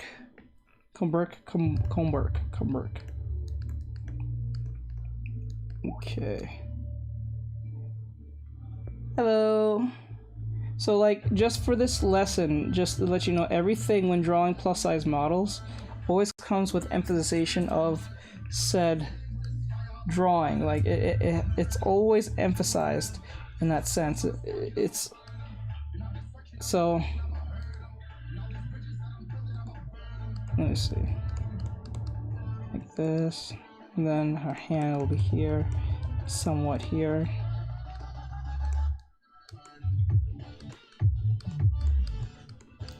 Okay, so this is how you make your plus size model in that sense, because you have to be aware of its like, I didn't have to really think too much on the whole process of the anatomy, because since I already know anatomy with the leaner women, it's much easier just to deal with the more overweight woman. But like, the thing is with the girl who's plus size, everything is just emphasized. The butt is emphasized, the thighs are emphasized, even the knees are emphasized by itself, because remember, with most plus size women, the leg are distributed differently, because the legs are more like, I don't mean to make this funny, but like chicken legs. So like, it's big and chicken bony, and then it goes straight down and it gets thin as it goes down. It's never really truly that the legs go like this at the same time. No, That only works when they're like really lean. I'm gonna try to start getting back on your live, but I gotta go. I'll see you in your next live, and you're welcome. Thank you so much, Dat Young, and thank you, bro. I'm back now. I just came back. I finally am back from today, and I'll be on every Tuesday, Thursday, and pretty much Saturday teaching. So if you want to jump in, that's always great. But thank you for the badge. I always appreciate it. But thank you for coming in. I do appreciate it a lot, guys. You guys are amazing. Thank you for the lovely questions and wanting to learn and stuff, because I like teaching my students as much as I can, or so if I can. So you know, it's always that. I always love teaching. So I thought I'll be out of the show before you're done. Was it that fast? Was I really that fast? I didn't think I was taking that fast. I moved that fast. I thought I was moving relatively slow for doing something like this, because it's not something I usually draw a lot. So it's like that's weird. That's funny. I guess I am getting better. But yeah, but like this is something that needs to be addressed, because I noticed that a lot of students ask me, how do I draw overweight women? And it's not as hard as drawing a regular woman. It's just that you're just emphasizing everything. Like I'm gonna give her a bra here so she doesn't feel like she's totally like in the nude in that sense. I want to give her some sense of clothing under there. But drawing overweight women is not that hard. It's just it depends on how exaggerated you want them to go. But I made sure to, when drawing this, I got real close to the real thing. So that's why I didn't go with the anime version, because if you did, it would have been a lot more problematic, because anime is made to emphasize and exaggerate. But I went with something more realistic. So I went with this light-skinned woman here. So it would have been a lot more emphasized in that sense. I would actually give her hair and everything, but that's not the focus. The focus is mainly the clothing itself. That was the main focus. It was not just for the sake of drawing a woman that is plus size. It was focusing on the fact that because she's plus size, the clothing is going to be it's going to pretty much work the same as if it was like any other person in it, whether they're muscular or not. The only difference is that things are going to be emphasized, and there's going to be more extra wrinkles, more extra folding, depending on what they're trying to wear or wearing, or what you're trying to get them to wear. But there will be folding, there will be emphasization on that task, so you always should keep that in mind. But I think that we hit the mark there pretty much in that sense. I hope that was helpful in any way, if possible. Those of you who have been watching, I'm sorry about that, Crazy. You didn't get to see it, bro. I'm so sorry. I might do this again another time. I'll do another drawing since we're at 9 o'clock and I can't do 3. I'll do one more. And this will be great because I need this type of... it'll be great for posting for TikTok anyway. So... And I'll give her like an eye or something. I don't know. I'll give her... You know, like... no, I'll bother with the eyes later. I'll come back to it later. Let me just get to it now. So like the clothing mainly focused on the fact that we want her to wear thinner clothing in that sense. The clothing did its job and all that great stuff. So, and the leggings that she's wearing also fits as well. I have to eat now. Okay, let me see. I got busy with school. Okay, yeah, I do remember you. I pretty much remember the picture of you, so thank God I remember. So I do remember my viewers. I do remember them. It's just that either I remember your name or your picture. Good thing you didn't change it, because I will never have noticed. Okay. Okay, so let me...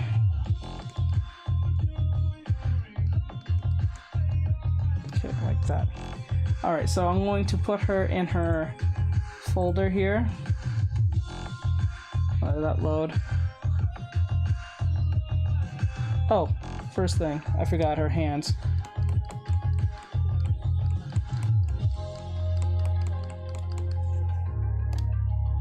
Okay.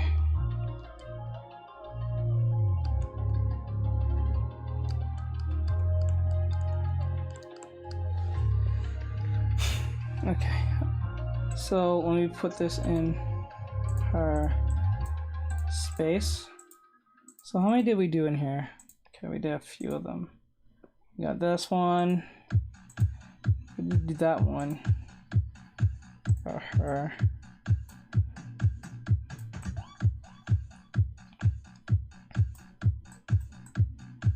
Okay. Okay. And then we'll put him. I want this to make this aesthetically pleasing based on how you place them. I don't want to just be like random. Like this. Alright, and then we got that, and then we have...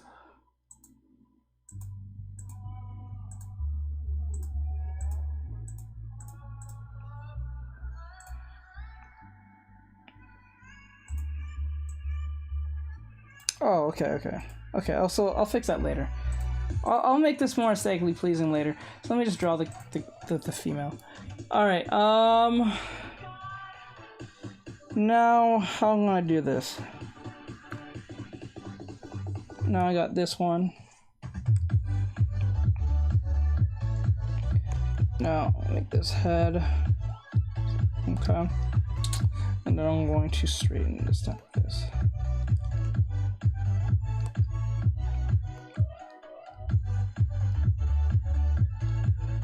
Okay, and this it's gonna be a typical pose. I don't think this one's gonna be too hard.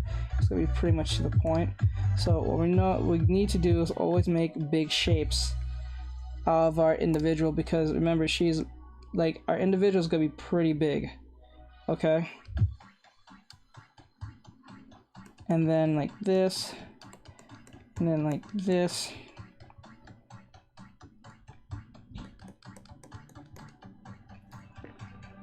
Hey, Wolfie Duels. Okay,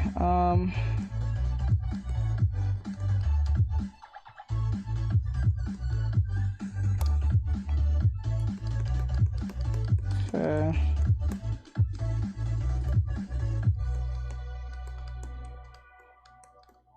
Remember, I'm not worried about I'm not worried about proportions. I always remind you guys on this, because I'm not worried about it. That comes last, because if you get the overall idea what you're trying to do, and the gesture feels at least kind of right, you can still adjust everything and make everything work. Okay, so our arm is like this. Okay, like that. Okay.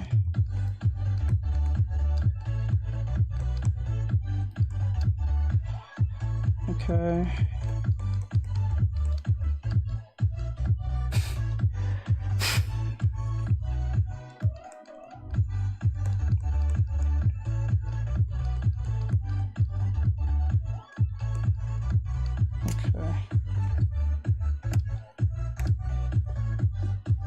I thought it would be out. Okay, okay. Okay, our shoulder is... Oh, okay, so her neck is kind of not at the top. It's kind of like in the... Okay, so our head is kind of down, so we're going to pull it like this. But we're not going to completely pull it down. So our shoulder is kind of like this. And her shoulder is kind of behind her. Okay.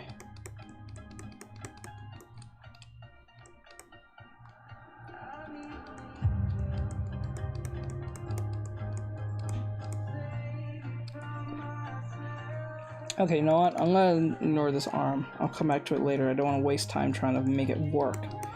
So I'll come back to it in a little bit and I'll make a difference. I'll fix it later. I don't want to waste too much time doing with this.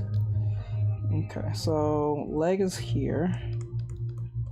Okay. And then what's going to happen is that we're going to erase inside this. Okay.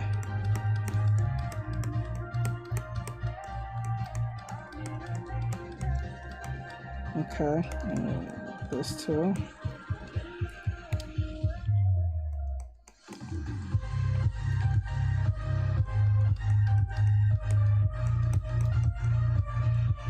Okay. And now we're gonna make the leg like this.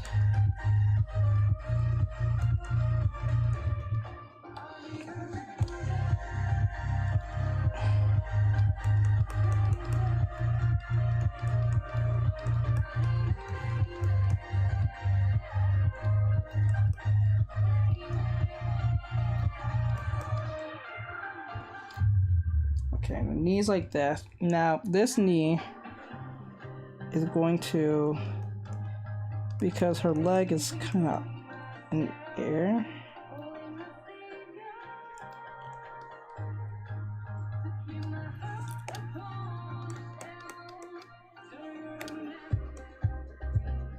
Okay.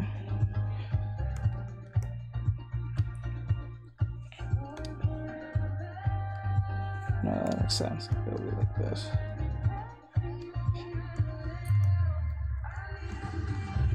Okay.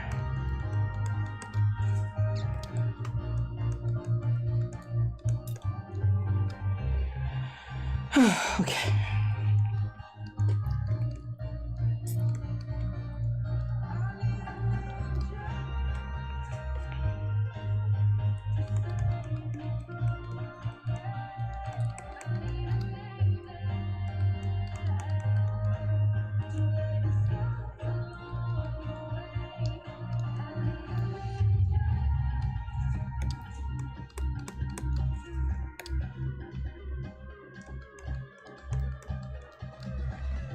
Okay. Let me fix this leg here. I think it should.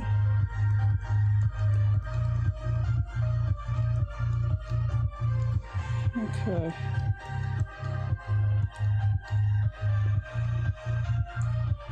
And then we're going to. I want a little bit more ripples here.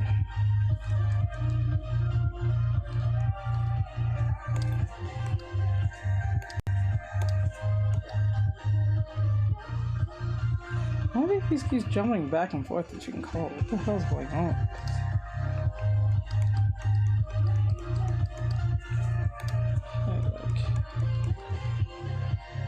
Okay. No, that's not needed. Actually, I'll just put it back where it was. It was not needed. That was not needed. Okay.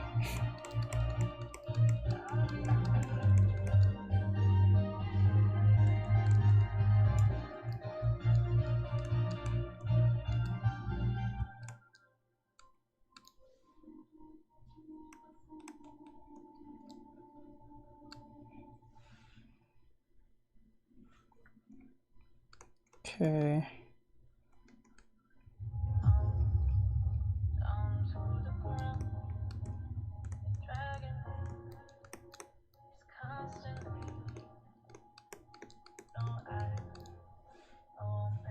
Okay, now the arm looks too skinny. We want this arm to look as big as possible, but not too big to the point that it looks ridiculous.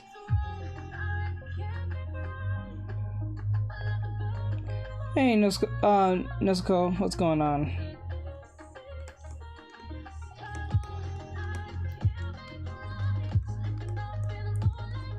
Okay, this. Okay, that's a lot better. That's a lot better. Now, what we're gonna do is make sure that this arm here. Hello. I'm going to through like this. Okay, and then what we're gonna do is make this leg.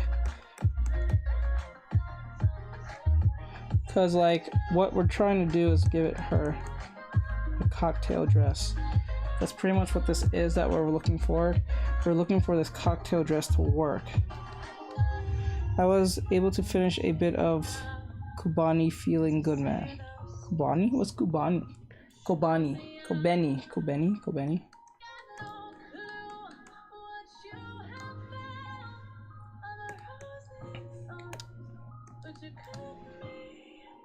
Actually, you know what?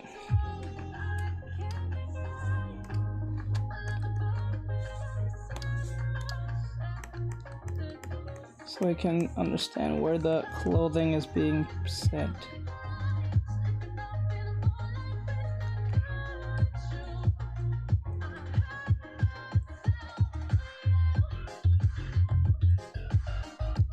Okay. And then what we're going to do is, because her leg is up here, there's going to be wrinkling here. And there's going to be process of leg going like this. Aw, thank you for like you. Aw. Hey, hon. I appreciate the likes. Thank you. So the leg is going to be like this. So when we're doing plus size women, what happens is that everything is emphasized to a point. So we need to make sure that emphasization is there without killing the idea of having everything overshadowing when it comes to clothing.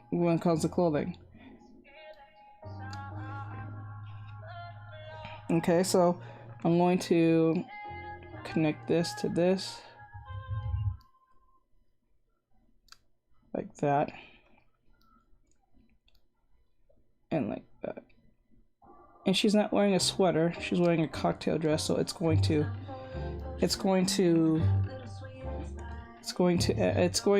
wrinkle, especially since she's overweight. It's going to wrinkle a lot, especially when she's moving. Not that it doesn't weigh as much as if she was skinny, but like, because most cases the dress will be a lot more tighter on her, it's gonna wrinkle and it's gonna show more tight lines around her, depending on how tight she wants it to be. But I'm gonna just assume it's gonna be tight, since the cocktail dress is really hard to, I guess, for most women to wear, especially when it comes to the fact that it's really short in skirt.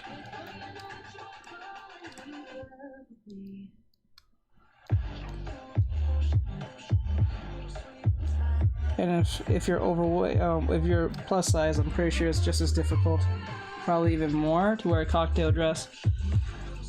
Aw, thank you, hon. Aw. Now what's gonna happen next is I'm going to erase. Oh, oops, sorry about that, guys. I'm going to erase the inside of the dummy, and then we're going to see where the clothing lays, and then see if it makes sense. So I'm going to erase that. Okay, so I'm going to erase this. Alright. Thank you for the likes, guys, on Instagram and TikTok. You guys are amazing. I do appreciate everything you guys do.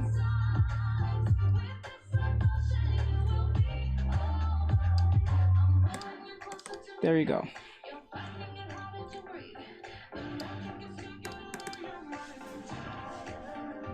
I love the representation.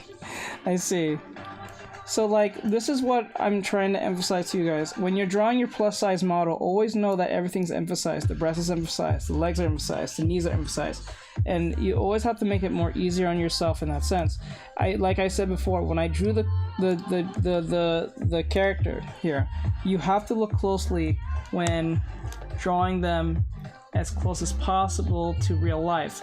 So this is why I always say to my students, never look at anime when trying to get realism. Try to look at realistic stuff, like a real woman, a real man, a dog, whatever case may be, because there's no question if the leg is too big, too this, too that, because it's a real person. Do you understand? So that's how you can get a good emphasization of plus size models, boys, girls, men, monster. Well, not even monsters, because it's not like there's a real monster, but you can get like a bunch of, you know, understanding within that self. So I can even make this cocktail dress even better. Like, I can make it like this and emphasize it with the breast like this. So that's pretty much what it. And remember, as I said, as rules also still apply the same way to the plus size girl as if it was the lean girl, or a girl who is much smaller than her.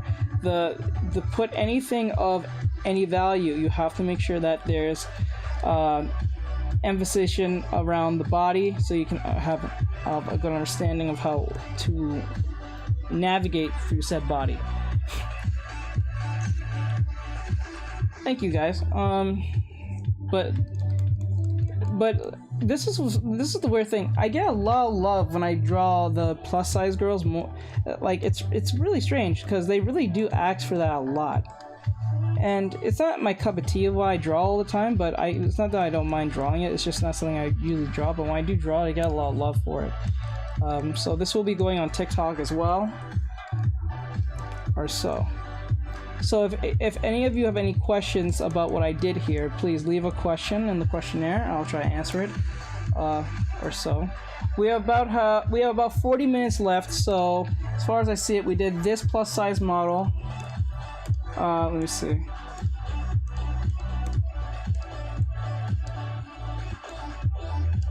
Okay, we did this plus size model, and we did this one as well. We did two.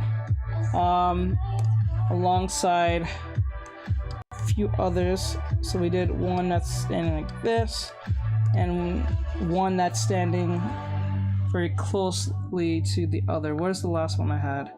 The last one I had was this one, so we got pretty close to this one as well. As curvy as possible.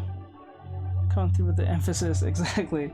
So like, ooh, why is I doing that on Instagram? Okay, so like, you can see that, you can see the difference between mine and this one, because this one shows a little bit more bumps. I do show bumps in mine, but mine's a little bit harder to see because of the lining.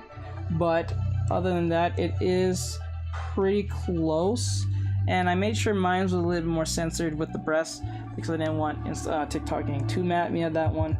But I think we got it pretty well there. So I hope this answers any of one's questions. If you guys wanted to see this with clothing and how it works around girls who are more on the plus or heavier side of things, it's not all that different for plus size women compared to when drawing them as like any other type of woman. It's just that everything is just emphasized. That's it. Nothing more, nothing less. And it makes it more easier sometimes to get away with it because you can exaggerate their body types. Most cases. $16 for a picture. These people are robbing. Wait, $16 for a picture? These people are robbing. What do you mean?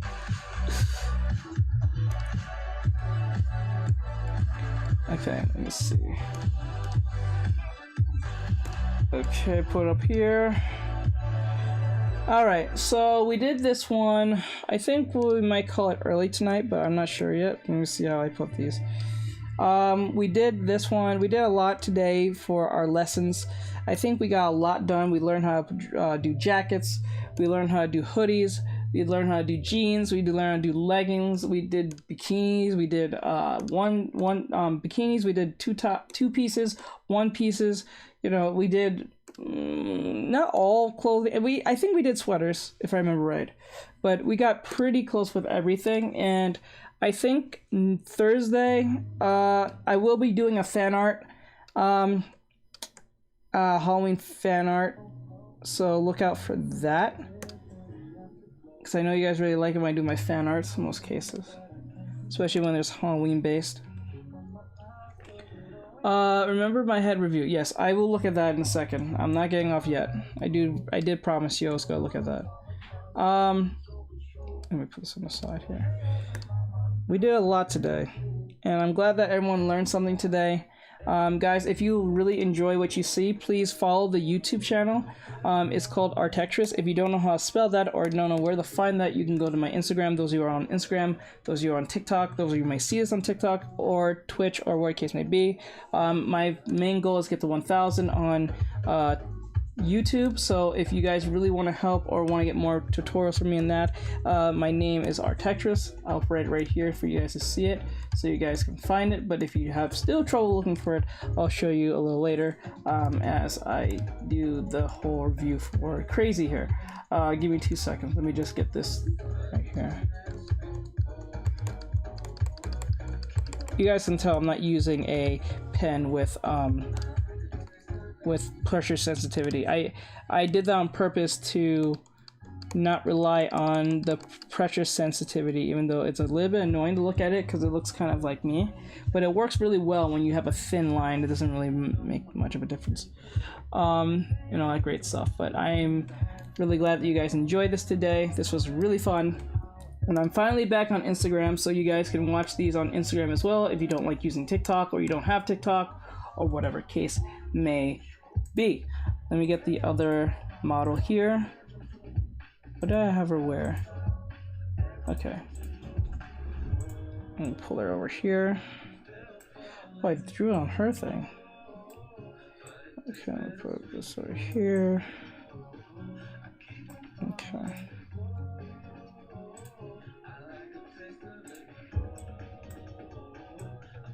Okay. Where is this guy? I just want to make this aesthetically pleasing. Looks like a lot of mess going on here. And then we'll do the review, and then I'll get off after that. We did a lot with clothing. I think my clothing's getting better as time goes by, because I've been really self-conscious about that, but I think I'm understanding it better and explaining it to you guys better. I think you guys are getting good emphasis on that, which I'm really glad about. I think you guys gotta let me know with the feedback.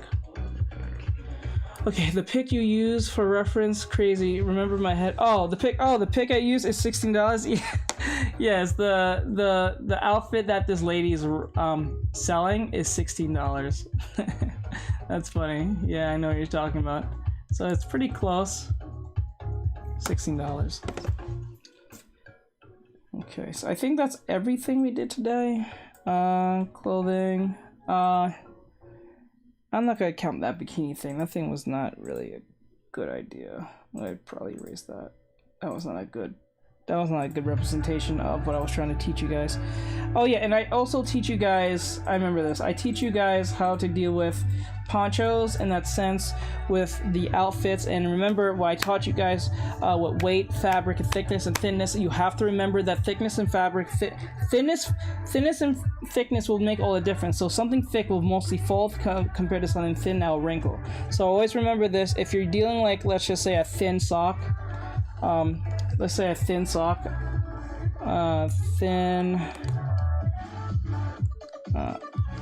sock, it will wrinkle.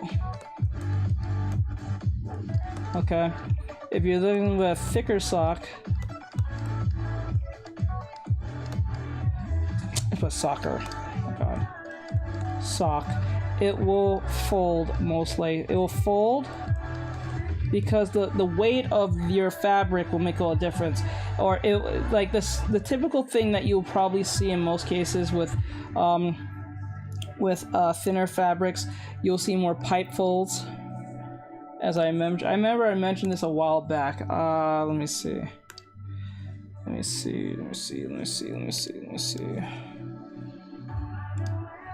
Always remember that pipe folds.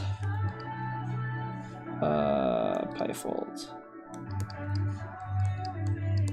are more like for like skirts, draping, skirts, draping, dresses, robes, you know, and then things like leather jackets, like you'll see lock folds will be for like leather jackets. Let me think. Sweaters.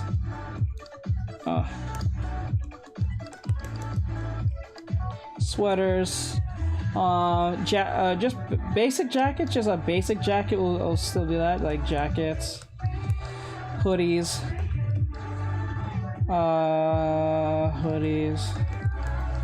You know, it's like stuff like this will always fall in those patterns. You'll never see pipe folds when it comes to a leather jacket or a sweater or like a hoodie. You'll never see that. You only see that in like more thin-ish fabrics, like skirts, draping clothing, dresses, robes, you know, the works, the stuff that usually hangs off the body, if anything. Other than a jacket, it does hang off, but it usually holds everything onto you. you'll see those type of folds most cases. These, like, if you can categorize them by the type of folds you'll find, it's not that hard to actually distinguish what you're going to deal with most cases. So there you go. So I hope this was helpful for all of you. Let me see quick on Crazy's review here of his head positioning and see where he's having trouble or he's missing anything. And then after that, we'll be done for the rest of the night. Oops, nope. Get out of here. No. Damn. Instagram trying to get me in trouble. God damn you, Instagram. Crazy, did you send it to me? I don't see it here. Did you send it? Ah. Okay. Yeah, I don't see it here. Unless you're talking about this old one. Okay, there it is. Okay. So, let me see. So with the heads here, okay. So what technically are you having a problem with? Is it just positioning, or is there something specific you're looking? I have to go, but I really enjoyed the stream. I'll try to catch the next one. Thank you so much for that, Dark. I appreciate it. Thank you. I'm not gonna be used to calling you Goat. I'm gonna be calling you Dark. I'm sorry, I'm so used to your old name and stuff like that. So what exactly you're having a trouble with? Is it just positioning, or is it the head structure? The positioning of the chin. Oh, okay, so the chin. Oh yeah, I know how that goes. So like, usually when you're doing head, hey, thanks for the feedback you gave me. I'm just trying to something my figures and trying to ignore it being totally correct. Yeah, try ignore it first when you get into the whole like gesture drawing part, and then after, when you have a good feel of how the gesture should look, then you go for the whole like proportion parts of it. Okay, so anyway, so when you're making the head, you make a circle, and then you make a blue. Let me make this blue so it makes it easier to see. You make this circle, so what happens is this circle cuts this in half. It cuts the cranium, not in half, but it cuts the cranium. And then what you do, you use the lining, the visor, like this, right? And then when you use the visor for two reasons. Either you make a cross line like this, or like this,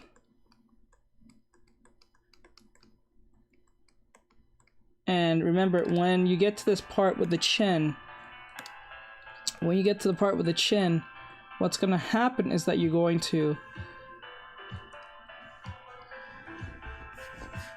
curve the head like this. Okay. Like that. Or, to make it more easier, what you could do is like, remember, this part of the end will indicate how far your chin is. So like if you did like this, and then like this, and then you make a U, inside that chin.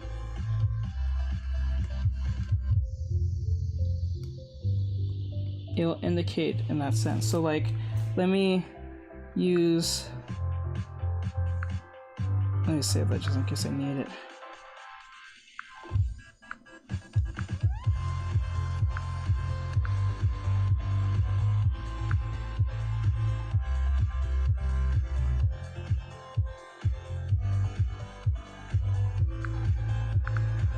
Okay, anyway, so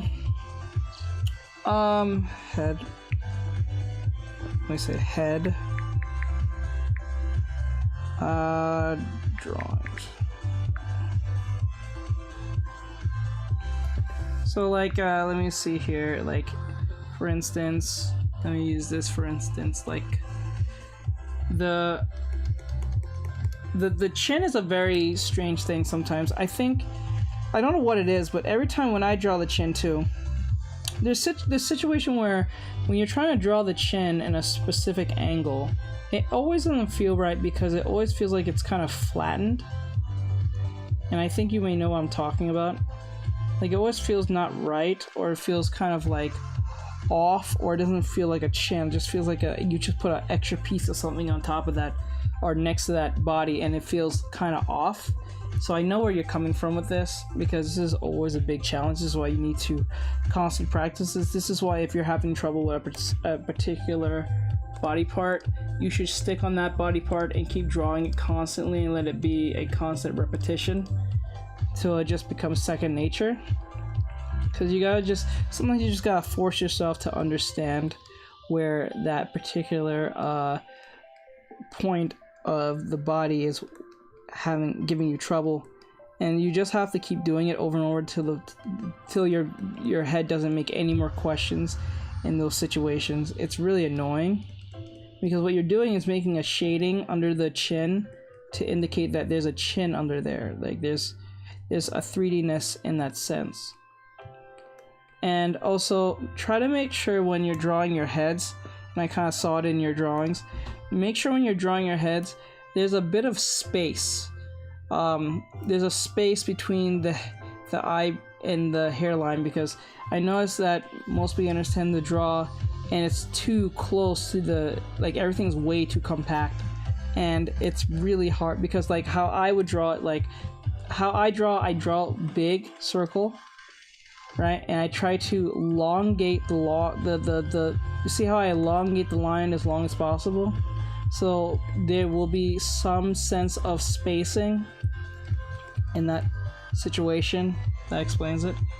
And wrinkles on the expression. Oh wait, let me see. It says want it at a different angle, but it just ends up like that. I understand. It just ultimately falls under the fact that you need to practice the form. Like I think it's easier when I do this in different colors, like red, and then I use a blue,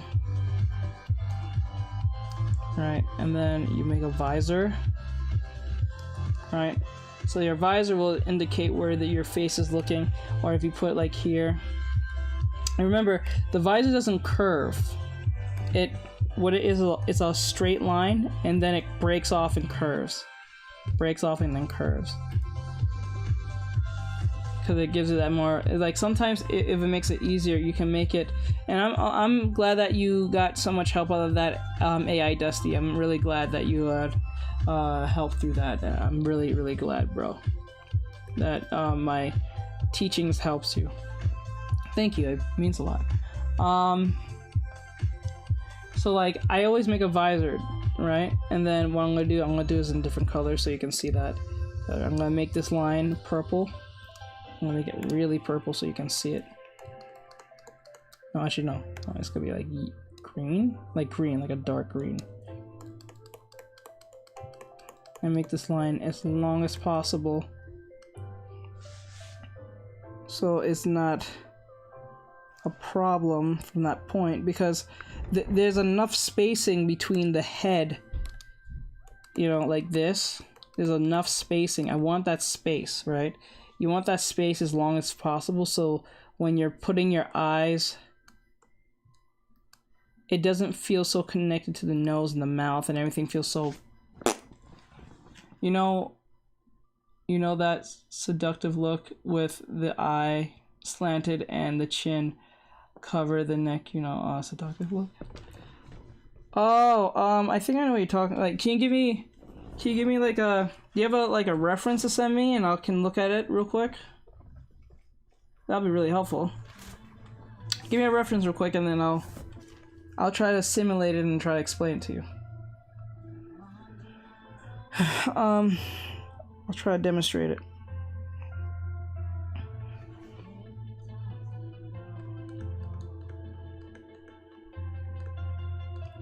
Aw, thank you for all the love.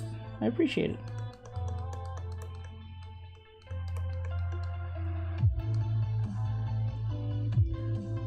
Okay, like this.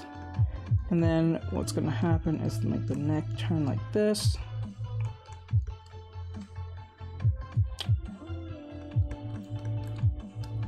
Okay.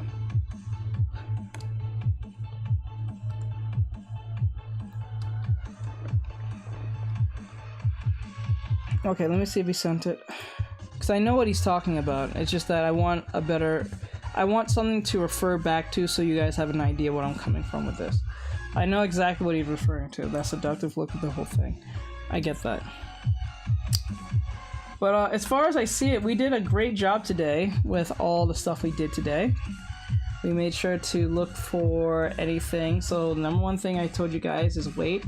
We look for fabric, we look for thickness, we look for thinness. When I say fabric, I'm talking about what type of fabric we're dealing with. How thick and how thin is your leather? How thick and thin is your sweater? How thick and thin is your shirts? How thick and thin is your ponchos? How thick and thin, you know, it's like that. And the reason why you need to be knowing of thickness, usually when something is thick, it usually ends up being heavy.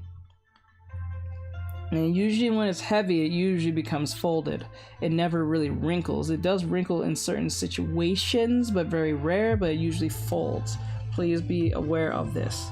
That happens a lot than you think. Hi, Wolfie. Back again. Hi. Okay, let me see. Oh, okay, let me see.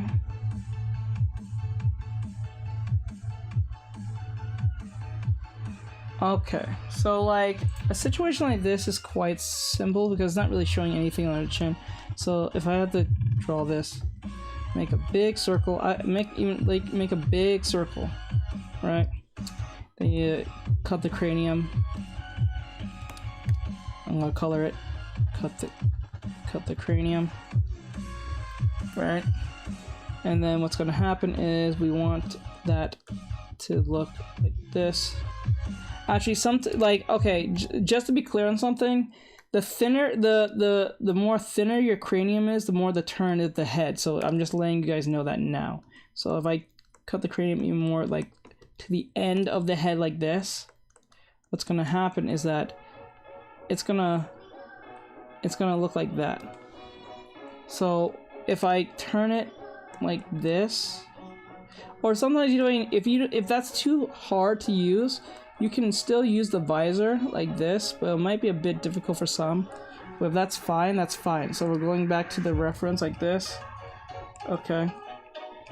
Like this. Ow.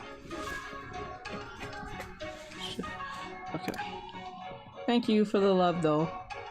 Oh, thank you for the badges. Oh. Just now noticed. Okay, so...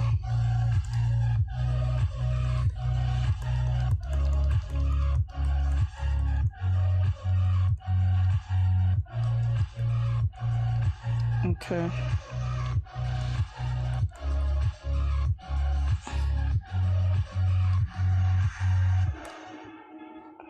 Oh, okay. It's a okay. I just realized what I did draw.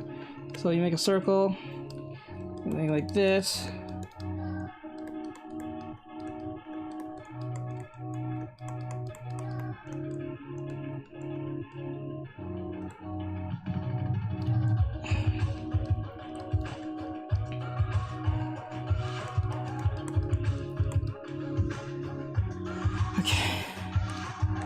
Okay, and the neck. Wait, where's the neck at? Okay. And the head, it's gonna be out here like this, because the ear kind of comes out here. I know you guys can't see it well, but I'm just trying to make this work. Like this, and then the neck is right here at the chin. So what we're gonna do is make sure that landmark is there, right? And then the neck connects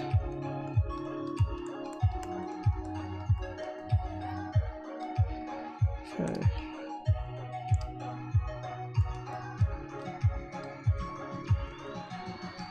Makes sense like that. Okay.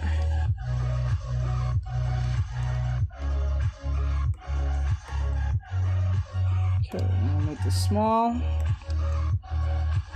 How do you determine how small it is?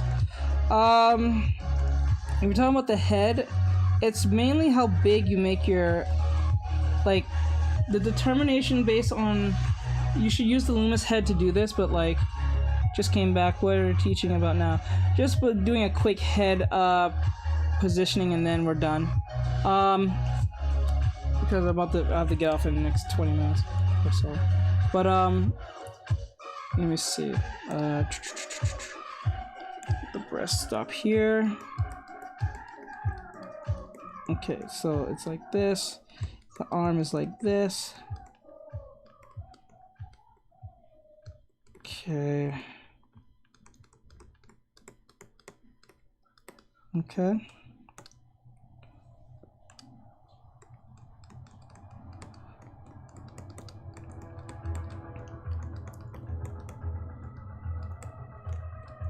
Okay.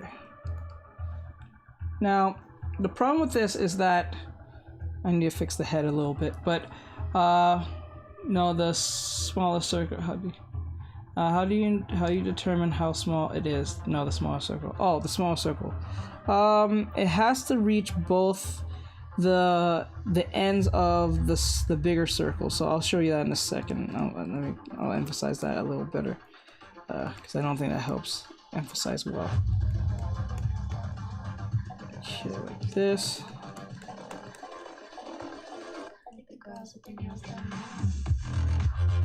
Okay.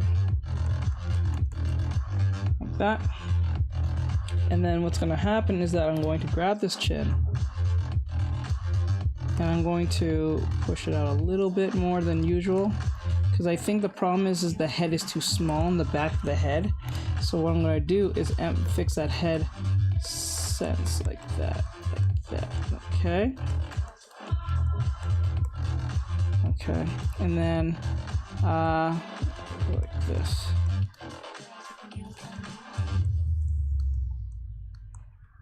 And I always put a ellipse when it comes to my head sometimes. Now for the eyes, always make sure there's space from the eyes from the hairline.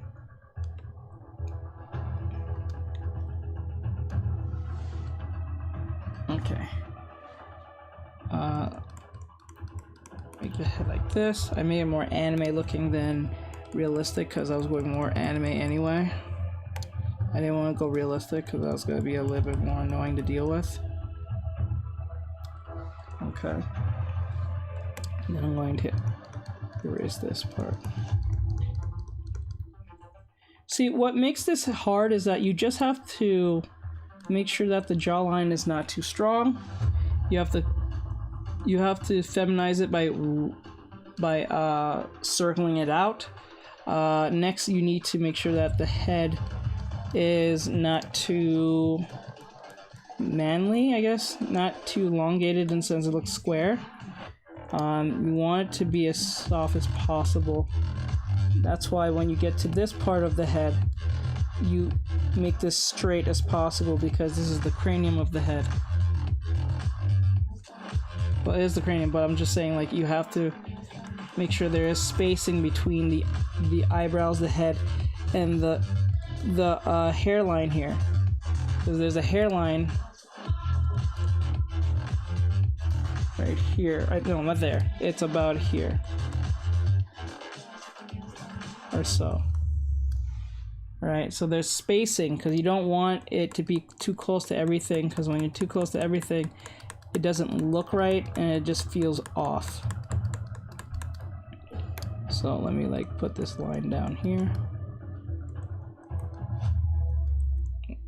Size this, and then put her eyes here. I'm not even trying to put eyes there, but like, you know, just like something like that. And then, but since she's trying to look at us, her eyes will be more towards us. See that? And then for the smaller circle, I'm gonna make a big circle here, like if I'm starting a new head, and then I go in the corner here and then circle inside that circle. So I'm going alongside this circle. That's how you know. The circle's not supposed to connect like top to bottom. It just has to be just big enough in the circle that connects to this circle. So when you make the choice to put in your visor, it feels like it's still part of the head in that sense.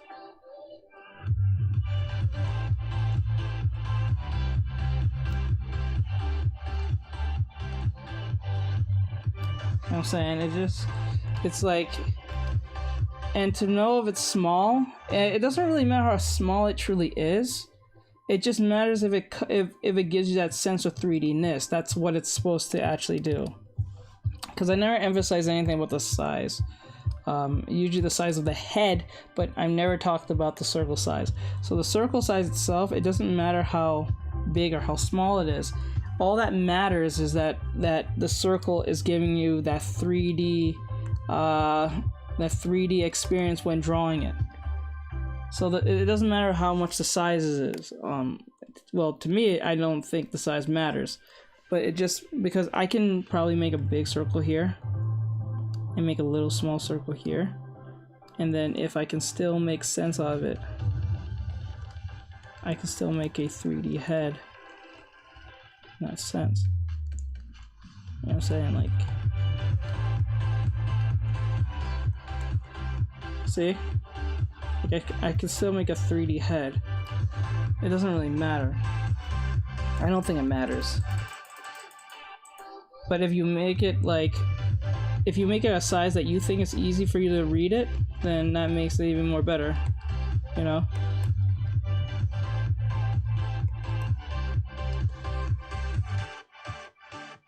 So it doesn't really matter by the size of the head.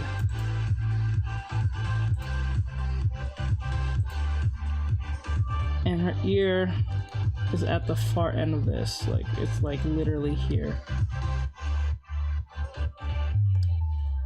Like if I erase all of this right now,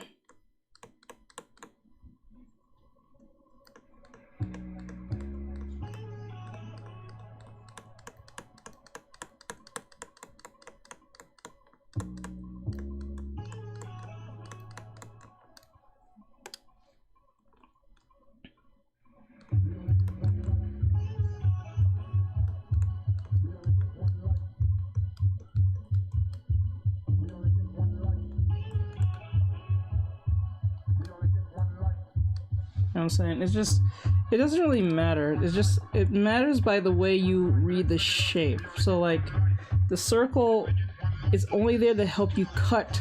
Remember, the circle is there to give you a sense of cutting. That's why I use a different color, because I think it's easier if you use a different color. So like when you make the circle like this, and then you make the circle in here, it's easier to see the circle cut it. That's why I made it easier for you guys to see it. Oh, by the way, seems cut out. I don't know if it's intentional. Wait, what? The audio's cut? Is the audio's cutting out? Really? What the hell? Yo, Instagram got a problem, bro. Because this is a brand new phone. So like, that's why I put in different colors so you can see the 3D-ness, because I know using one color can be a little bit hard to see. You know, it just, it's easier to see with different colors, so you know what to pay attention to. Because I know that it's really hard to read it with one whole color. So if I use a color like this, it probably won't work now because the ear is sitting right there. So like, that's ultimately what it's there for, too. Like, to cut the cranium in half so you have a 3D sense, because it's more, our heads are not actually square, but inside of it it's more square, cylinder-ish. If anything, it's more cylinder-ish. To answer that question, I hope that answers your question, crazy and stuff like that. I hope it was easy to read. I hope so. If not, then I'm sorry. I'll probably have to I have to think of a different method of teaching that. But, so we had fun today. Today we learned how to draw clothing. We drew jackets. We drew. First thing I need to.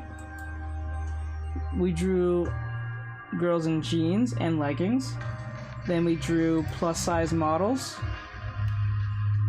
Okay. 1, 2. Where's the other one? Yeah, there we go. We drew plus size models and all that great stuff. So this was fun in itself. I think I answered everyone's questions. All that great stuff. So I hope this was helpful for those of you who were here today. I hope you guys learned something today.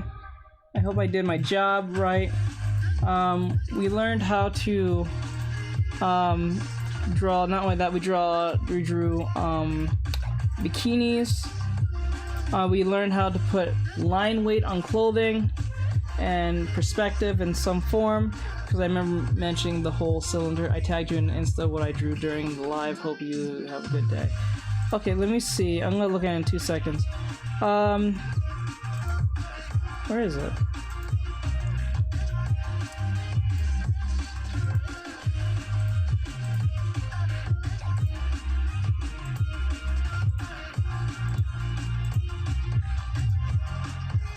I don't know where it is. I think. Oh, there it is. So we learned how to draw.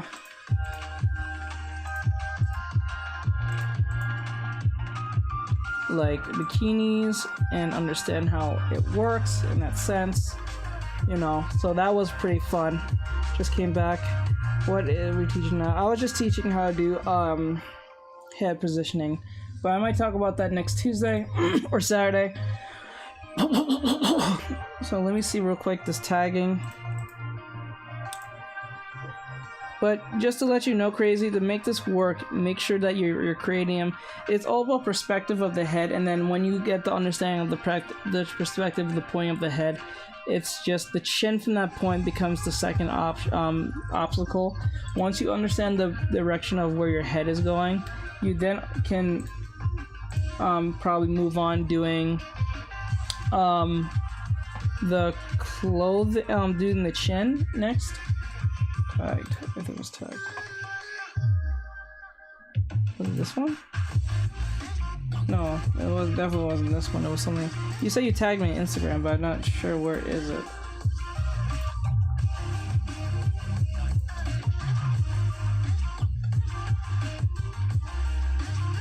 Here it is. Haha. I win.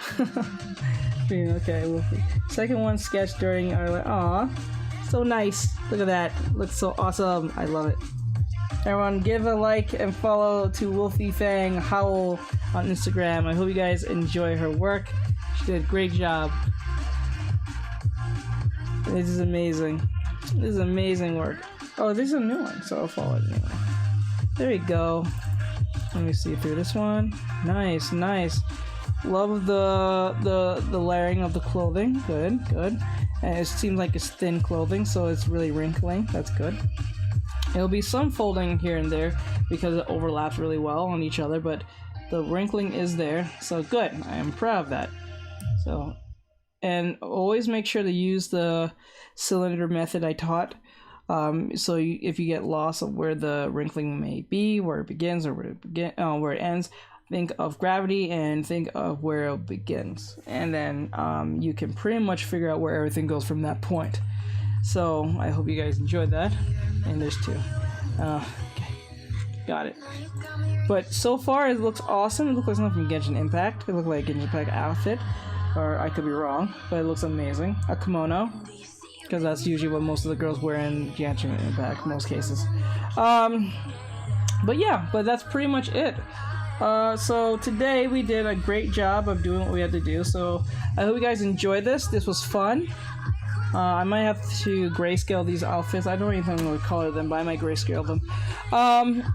With that said, I hope you guys enjoyed today's lesson. I'll be here on Thursday. We're going to be doing a fan art. I might do a fan art of some female anime character. I'm not sure, but we'll figure it out. Or so. So if you guys want to you know, follow. It would be really helpful if you guys did that, especially if it was on YouTube, because I'm trying to grow that. We're at 736 if I last checked, but if you guys really like what you see, you like the lessons and stuff like that, please follow the YouTube. We're trying to get the 1,000. I really would appreciate it. There's my name right here. If you can't read it or you can't find it, you can always go to my Instagram and find it there. Oh my god, this, why? Anyway, you can find it there. You can go to all my social medias or my link tree. It'll send you to all my social medias. If you click it, it sends you straight there, and it shows you all my stuff I have from Redbubble. You can check out my merch, that's there. Twitch. I will be announcing my course on Thursday and or Saturday, so look out for that. It's ready to go, so I'll give you guys the link to that. Those of you who are the first gets it will get a discount on it. The first 100 people get a discount on that course if it will help you guys. So be ready when I post that on Thursday and or Saturday for you guys to access it. If you guys tittle, I get up. I gotcha. So like there's commissions, TikTok, YouTube, Instagram, Twitch, and Redbubble and Patreon. I'm not too focused on the Patreon too much yet, but once we get to the 1,000, I'll be definitely focusing on that. Most of the cases, and do exclusive stuff for those who follow on the Patreon or so. Once we get to 1,000 on YouTube and all great stuff, and I'll be doing a lot of Redbubble merches and stuff like that. So with that said, have a great night, guys. I'll see you guys on Thursday. It was amazing teaching you guys. I hope you guys had just as much fun as I did, and don't give up, Wolfie. I don't know what it is that you had to give up on, but have a great night. Keep safe, guys. I'll see you guys on Thursday. Thank you, Mike. Thank you, AI. Thank you, everyone who came in, said hi, and all that great stuff, and left love and all that stuff. You guys are amazing. I'm getting out of here. I'm Artectress and all that great stuff. So if you guys have any questions, please hit me up on Instagram. That's usually where I reside in most cases. And since I got my new phone, I'll be mostly on Instagram back again, and I'll be posting once again. I have a lot of stuff to be posting. You guys saw of that stuff. So with that said, I'll see you guys on Thursday, and we're gonna be doing the Halloween fan art thing. So I don't know what I'm gonna be drawing. I might draw Samus or something. I don't know. But have a great night, guys. This was fun. Oops. Okay. So with that said, thank you guys for being here, and I'll see you guys in the next one. Sorry, guys.